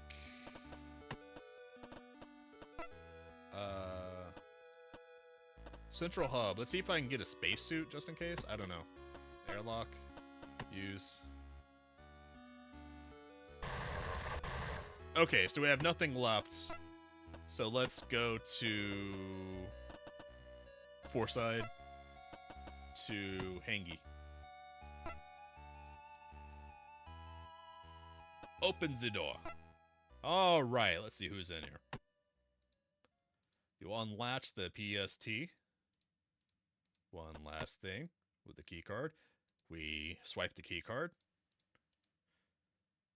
As soon as you're through, you vault your way down the stairwell, skipping increasingly more steps at a time as the gravity disappears until you're eventually floating past entire sets of stairs altogether. Ooh, we got 2 perfectly good armored frames to steal. Setting your radio to broadcast with one hand and grabbing the guardrail in front, You, with the other, you call out into the dark void of the hangar. Hello, is anyone here? Can you hear me over the static? Ellipses. Hello? Yeah. Hello? You peer into the darkness, wishing the static would go away. See any signs of life. You knew that you'd heard activity in here from the other side of the doors. So where were they? Oh.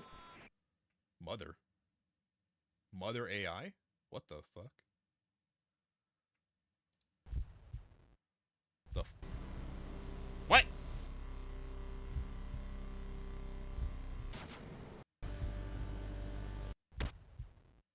What?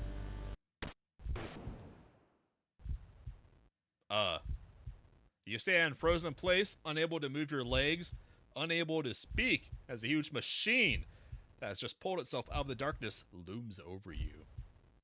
Unlike anything you've seen before, no ship, shuttle, armored frame, or worker pod that you know of looks the slightest bit like this. As you will yourself to do something, anything, the thing in front of you remains totally motionless until suddenly, something deep inside tells you that you've got only moments to react to whatever is going on. Hello? You slowly raise both of your hands, palms spread, and take a step towards the thing. If this was the craft that the Obreeeen's pilots had recovered, then there might be a member of the crew who'd taken shelter in there. You reason.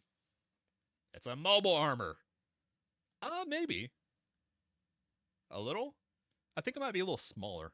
It might be smaller than the armored frames, honestly. I'm Lieutenant Quattro from the JFS Gundog. We've come to help you reactivate the Obreeeen. You wait for a response, but neither hear nor see anything that indicates whoever is on board has acknowledged you. Whoever's in that thing, I'm Lieutenant Quattro from the JFS Gundog. We've come to... You pause, having just noticed the sparks of electricity appearing around the forwardmost protrusion on the machine. Within a few seconds, you see it illuminate from the inside by an intense light. What? Did we just get zapped? Acting entirely instinct, you launch yourself sideways, only just in time to avoid a searing beam of light so bright, you involuntarily squeeze your eyes shut and look away. As your vision returns, you look at where the beam had been focused on and see warped and molten metal surrounding a deep gash that runs along part of the catwalk where you've been stood, and then up the wall near the entrance. Through the vertical slice taken out of the wall, you can see the beam had penetrated all the way to the rear stairwell, slicing through the first set of steps in the process. Ellipses! Looking back to the machine that had just torn through the interior of the Obreeeen with ease, you see the same electrical sparks and glowing light at the front of the craft. Ellipses. Oh, that's probably what fried the skipper and the Whoozits. Ellipses.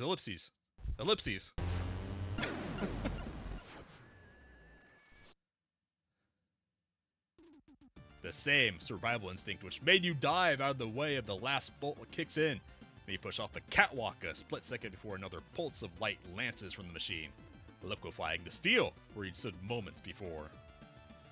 Grabbing the edge of the entrance into the stairwell, you redirect yourself and push off the wall, sending yourself up past half of this set of steps and towards the doors into the thoroughfare. As you stumble into the corridor, you grab your radio. Hansen! Get to the Juno right now! We need to leave! You yell as you bolt for the central hub. Hansen, do you hear me? We need to get off this ship immediately! Okay then. Hansen! You scream one last time before sprinting down the remainder of the four-side thoroughfare.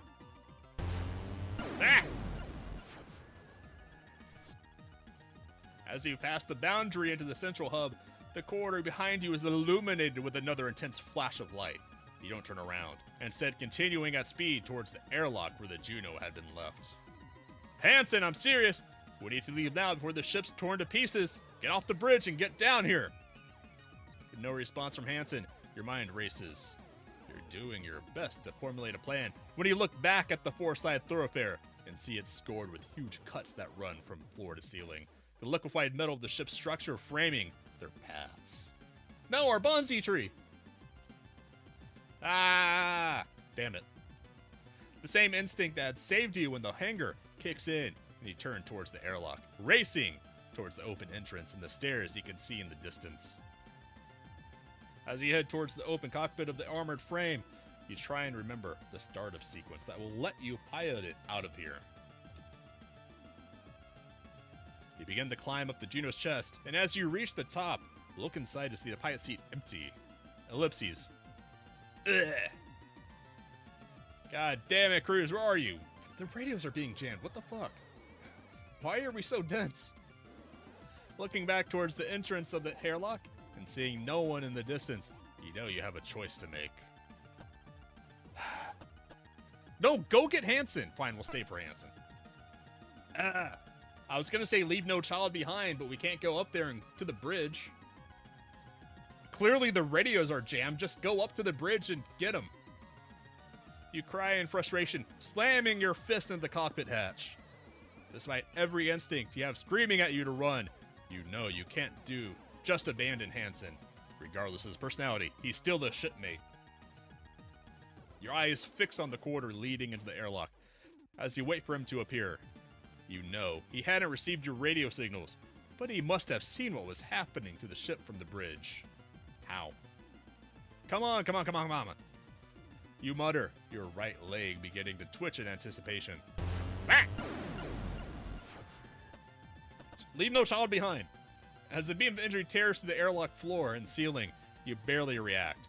You've made your decision, and you're going to wait for Hansen until the last possible second. Cruz, you asshole! You better get yourself... We could have gone up there and come back with him by now. Yo, what, sir? As the entrance of the room containing the airlock, you see Hansen, black box underarm, running at full speed towards you. I'm here now. Guess it's a shame I won't see what discipline you had planned out for me. Hansen, shut up and get us out of here. Whatever you say, sir. In one swift motion, Hansen pulls himself up to the cockpit entrance and disappears inside. As soon as he's in, you enter after him and quickly begin to buckle yourself in the passenger seat. In just a few seconds, Hansen pulls a lever that seals the Juno's cockpit and works his way through the entire startup sequence. Even before the main monitor is active, he pulls back on the flight sticks, and you feel the rumble of the Juno's engines moving the armored frame away from the ship as the main view screen switches on, showing the obreeeeen shrinking in the distance. What did you do? One minute I'm pulling out the black box, the next I can see a light show going on outside and some kind of laser beam nearly cuts me in half. Yeah, about that. We did something. There was something in the hangar and then it went off. It was tearing the ship apart from the inside. So you tripped an AF's weapon system or something? Can't let you anywhere near these things without you causing problems. You're about to continue your protest at Hansen when you see a column of light penetrate the surface of the obreeeeen. Did it blow up? What the fuck? That's it. It's got to be the same sort of prototype AF or something. I've never seen a weapon like it. Tore through the obreeeen's hull like paper. What the hell kind of weapon is that? No idea, but we need to take it out. We need to stop it, whatever it is, before it can do this to the gun dog. Hey, look at our lieutenant. Who knew we had the stones? We did. We have. Look, we gotta kill it so we can go back for the bonsai tree. I want my bonsai tree. Guys, it's easier to make the order than follow through, though. I don't think you're a hot stuff yet. Oh, shut up. Shut up and fly the damn armored frame, Hansen. Mr. Cruz, would you just... Before you can finish, Hansen slams the controls forward, pushing you back into your seat and sending the Juno directly towards the enemy at top speed. As you struggle with the frame's acceleration, you look across to Hansen, who's leaning forward, a deep scowl on his face, with his chest visibly rising and falling. Looking back at the main monitor, you see the obreeeeen growing at an alarming rate as a targeting reticle on the screen shifts back and forth over the approximate location of the target. As suddenly as Hansen had started towards the unknown machine atop the obreeeeen, he brings both feet down hard on the pedals attached to the bottom of the pilot seat, causing the Juno to suddenly jet upwards. Wham! This maneuver is quickly followed by both flight sticks being yanked backwards, bringing the armored frame to a halt just above the target. As the reticle coalesces over the enemy machine, Hansen pulls the trigger and fires off a slew of bullets, which fly through the space that had been, until moments before, occupied the mysterious enemy. You see small explosions as the sounds rip through the innards of the obreeeeen. No, my bonsai tree! What? Where did it? With the deft manipulation of the controls, Hansen simultaneously rotates the armored frame and sends it flying away from the obreeeeen at speed as he scours the monitor for any signs of the target. Things fast, too. As quickly as it had disappeared, the unidentified craft reappears immediately in front of you, a telltale glow emanating from the forwardmost protrusion on its main body. In the second they had to do so, Hansen had detached the Juno shield and hurled it at the machine, disrupting its beam and buying himself the precious moments needed to retreat at full speed. God damn! What the hell is that thing? It's a heavy armored frame? I don't know, dude. Once again, Hansen surveys the surrounding space, trying to find the elusive and deadly enemy. There! It's headed right towards the gun dog. You point toward a small pulse of light amongst the stars showing on the screen. The scowl deepening, Hansen once more pushes the controls and the Juno to their limit, moving to pursue the attacker at top speed. As the enemy shrinks into the distance on the Juno's monitor, Hansen doesn't let up on speed, maintaining the high-level acceleration. The tremors you can feel in the cockpit grow more intense the faster the armored frame moves. Grabbing onto the straps, holding you in place with both hands, you pass your eyes over the readouts on the cockpit's various dials and sub-monitors. Almost all of them are flashing warnings or alerts, with the needles on the majority of the gauges deep in the red. Crews, if you keep this up, the Juno's going to fall apart. Slow it down. I'm not sold on aliens. I'm still on the theory of it being a fourth colony group or something. Hansen smirks at your order, scoffing as he somehow finds more acceleration that increases the vibrations to the point that you feel like they'll shake you to pieces any moment now. This is my Juno, Lieutenant. Don't tell me how to treat her. She's not as delicate as she looks.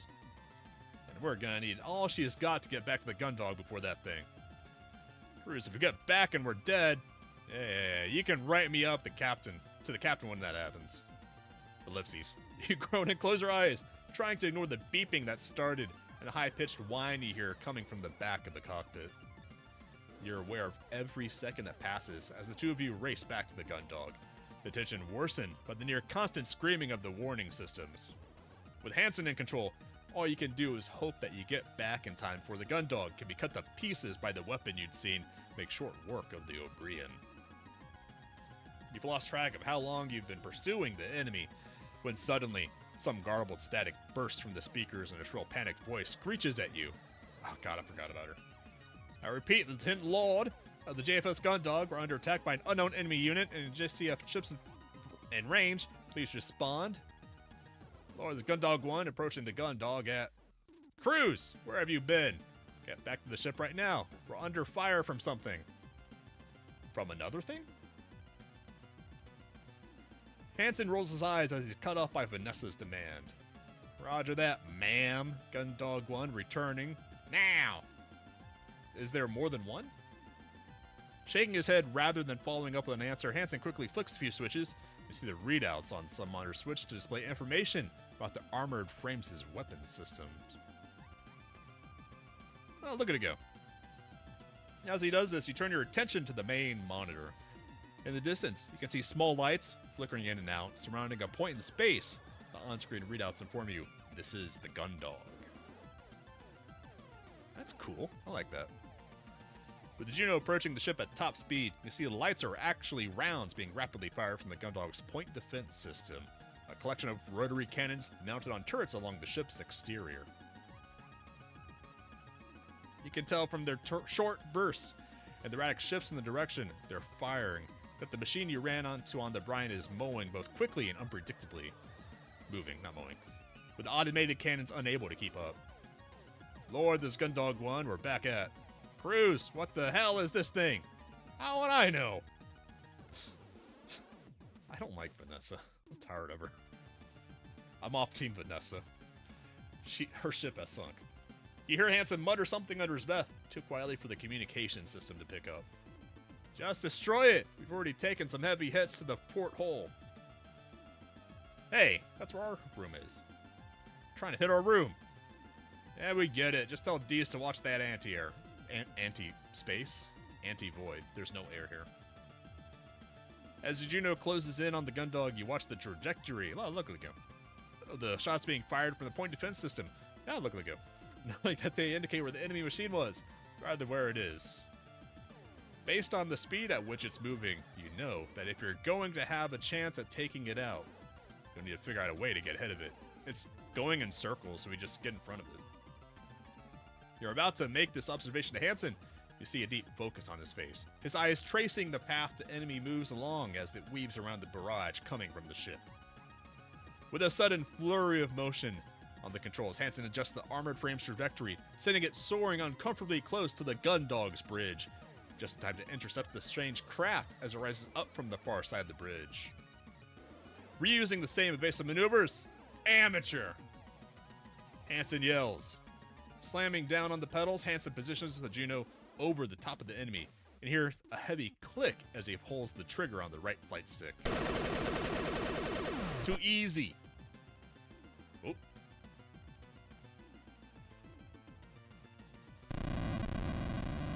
For a second, I thought the rockets might not do anything. Or missiles. As the rounds from the machine gun slam to the target, Hansen presses down on a button on the left flight stick, sending a volley of missiles roaring away from the Juno's shoulder pad and directly into the enemy, engulfing it in an explosion. And before nothing happens. Doesn't matter how powerful the machine is if the pilot's no good. Yeah, it's fun. Nani?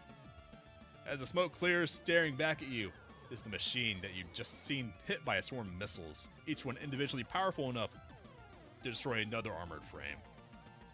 Instead of being totally destroyed, the craft looks completely fine. You don't even see a hint of scorch marks on its armor. What is this thing made of? Hansen snarls, pulling the trigger on the right place again, this time emptying the entire magazine to target. Do we have the training rounds of the foamy thing?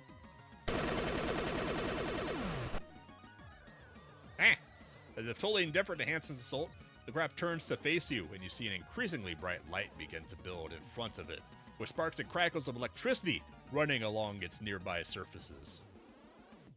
Move! You're not my supervisor! Hansen yells back at you as he navigates the Juno away from the beam that tears through the space you just occupied. Only seconds after what felt like a moment of triumph, the tables have been so thoroughly turned. You find yourself being slammed from side to side as Hansen executes a rapid series of maneuvers in an attempt to escape the enemy's pursuit. Huge beams, he just needs to use the training rounds that foam it up and immobilize it. Huge beams of energy blast through the space around you every few seconds as the Juno dives, climbs, rolls, and banks. As he weaves through the hail of bullets coming from the Gundog's own defensive systems and the attacks from the enemy machine, Hansen's breathing grows faster and faster. Hansen, we can't outrun it. We're going to need to figure out something out. Use the training rounds. His eyes... Or, no, they weren't training rounds. They were the experiment rounds that immobilized the enemy. They weren't training rounds. They were just being loaded for practice. Or... prototype testing rounds. That was it. His eyes flicking rapidly back and forth from monitor to gauge, and his hands twitching quickly, sending the Juno darting from one place to place. Hansen doesn't seem to notice you at all. Hansen! Ellipses. Hansen! What? This isn't working. We need to do something. You're not my supervisor! Stow it! You can't keep this up forever. We need to figure something out. Use the testing rounds. As you yell at Hansen, you get thrown into the side of the cockpit by a high-speed turn that he pulls off just as a huge beam passes overhead, illuminating the cockpit as its brightness fills the monitors. Come on then, sir. What do you have in mind? The training rounds. The training rounds. You rack your brain trying to come up with some way to stop this impervious enemy. You just watched it take a direct hit from the frame-bursting missiles and come away without a scratch. If that didn't harm it, then nothing else the Juno loaded would be able to stop it. Your thoughts race as you try to come up with a solution. How do you destroy the invulnerable? Well, you don't have to. You just have to not let it win. That's it. The thing that exists, the plot device that was established. What? If the missiles won't take that thing out, nothing else we've got is going to be able to destroy it. Great. So what? Come on. If we can't destroy it, then we need to change tactics. We need to try and disable it. Can we talk faster? We're in a situation. I don't think now's the time for long, complicated sentences. Just yell at him to use the testing rounds. Hansen glances across to you with a sneer, clearly about to criticize your idea, but before he can respond, his attention is taken away by another blast from the enemy's energy weapon, which he evades at the very last moment. Dalton's been working on it. Use Dalton's thing. That's all you have to say. Use Dalton's thing. Stop talking so much. Stop talking so much. Hansen scoffs at you despite being in the middle of carrying out a maneuver involving suddenly braking, dropping downward through space. Dropping? Dropping through space? Do they mean accelerating downward?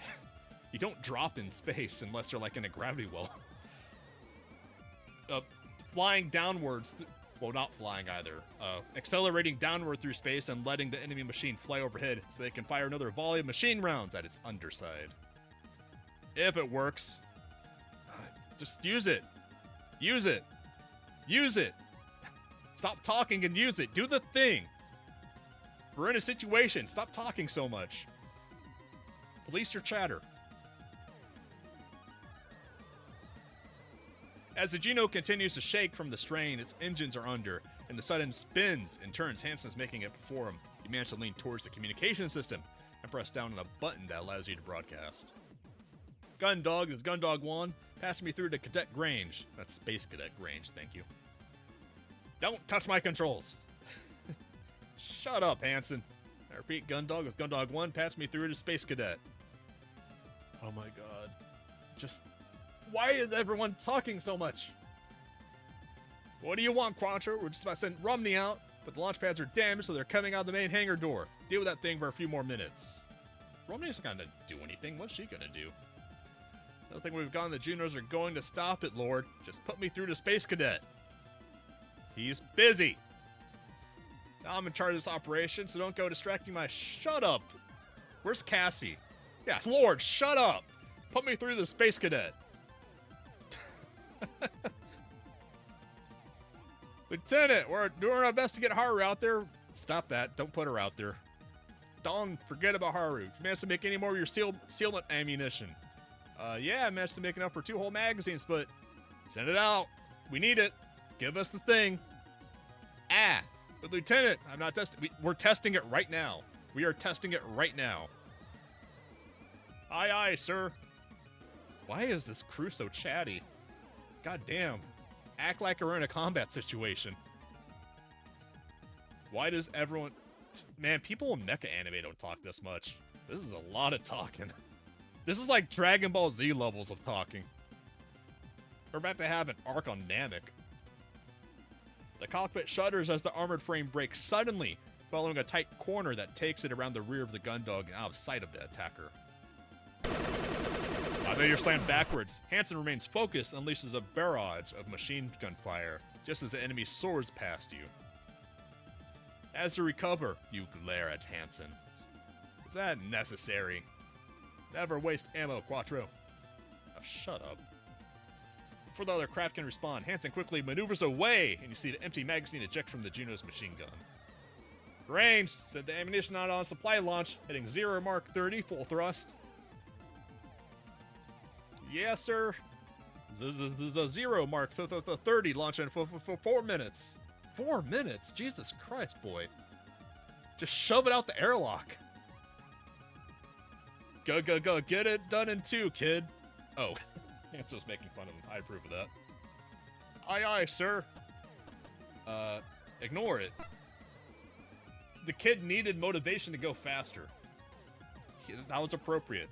With the enemy back in the pursuit of Hansen, brings the Juno up to... Also, we're in the middle of a situation. The chastisement can wait later if it's appropriate. Stop talking! With the enemy back in pursuit, Hansen brings the Juno up to full thrust as he navigates the armored frame above the Gundog into a location he has the most point defense coverage. The pressure from the sudden acceleration pins you against your seat, but you manage to look to Hansen, the mocking he'd just given Dawn. It's not at the forefront of our mind, and it wasn't mocking, it was motivating him to get it done in 2 minutes out of the 4.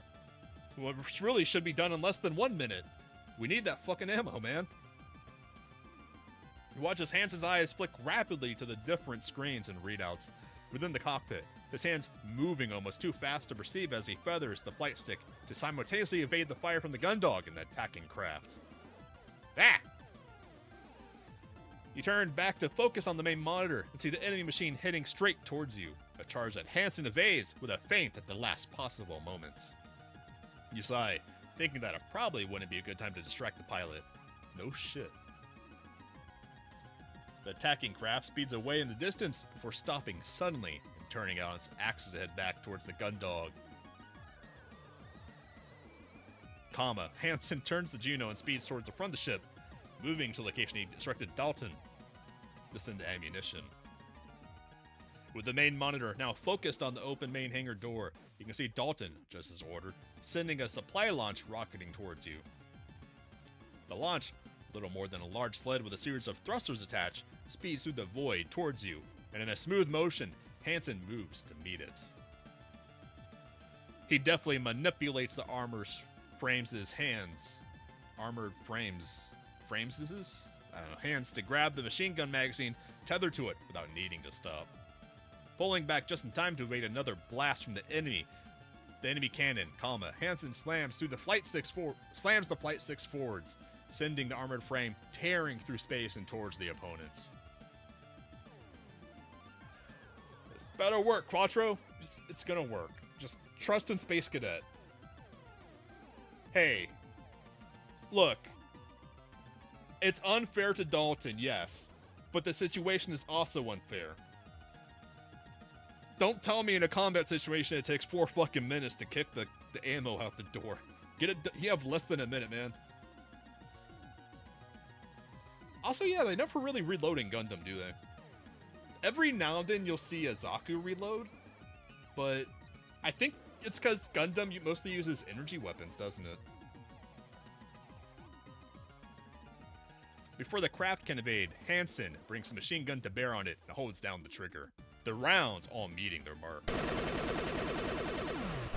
It got coomed on. The goon rounds! We got the goon rounds! As the shot lands, the enemy machine gun is As the shots land, the enemy machine is engulfed in a sudden expanding mass that billows outwards from the point of impact and spreads all over its surface. They got gooned on.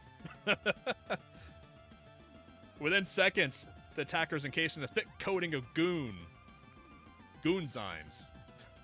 Space Cadet's Gooner Rounds compound, which sets as suddenly as it had expanded, leaving the craft's long appendages visibly struggling against the material's restraining properties. Hey, it's not bad. Kid's done good work. But we're not done yet. Hold on, Lieutenant. Despite being almost entirely encompassed in the sealant, your foe was still heading right at you. Where the hell do you think you're going? Where are we going? Ah! Do we want to be in front of its gun? Hansen yells, sending the Juno straight towards the enemy. You're not going anywhere. With an impact that reverberates violently through the cockpit, their armored frame slams into the oncoming craft. Go to hell. Oh, we have a space machete. Cool. You watch as with a rapid sequence of as a rapid sequence of button presses on the right flight stick as the sentences are too long and too complicated. They need an editor. You watch as Hansen, with a rapid sequence of buttons presses, commands the Juno to let go of its machine gun and draw its combat knife. The whole armored frame shakes with impact as Hansen drives the knife over and over into one of the small portions of the exposed armor, showing amongst the massive sealant. Your world becomes a cacophony of noise as the clash of the knife on the armored surface of the enemy machine. The screams of the Juno's engines as they struggle to counteract the other craft's thrust, and the various alarms and warnings all fill the cockpit. 60. 60 what? 60 down? Oh, that's his kill count. So why did melee work when missiles didn't? I have no idea. Because the knife wasn't glowing to be like a power weapon, so I don't know why it worked if the missiles wouldn't. Ah, hell. Suddenly, you're forced back into your sealant by a rush of acceleration. Wait. Oh, seat, not sealant. Hansen, what's going on? You just about managed to turn your head against the force of the thrust to see Hansen shunting the flight sticks back and forth and stomping on the pedals. Its engines must have cut out, but the controls have gone in ours. I can't stop them. As Hansen continues to struggle with the controls, Vanessa screeches at you over the radio, sounding more panicked than ever. Cruz! You're headed straight for the hangar! Change course, Cruz! We can't. Why not make the ship change course? Cruz, you're going to... Whoops. Well. Well. April 23rd. Well, that was just too cool.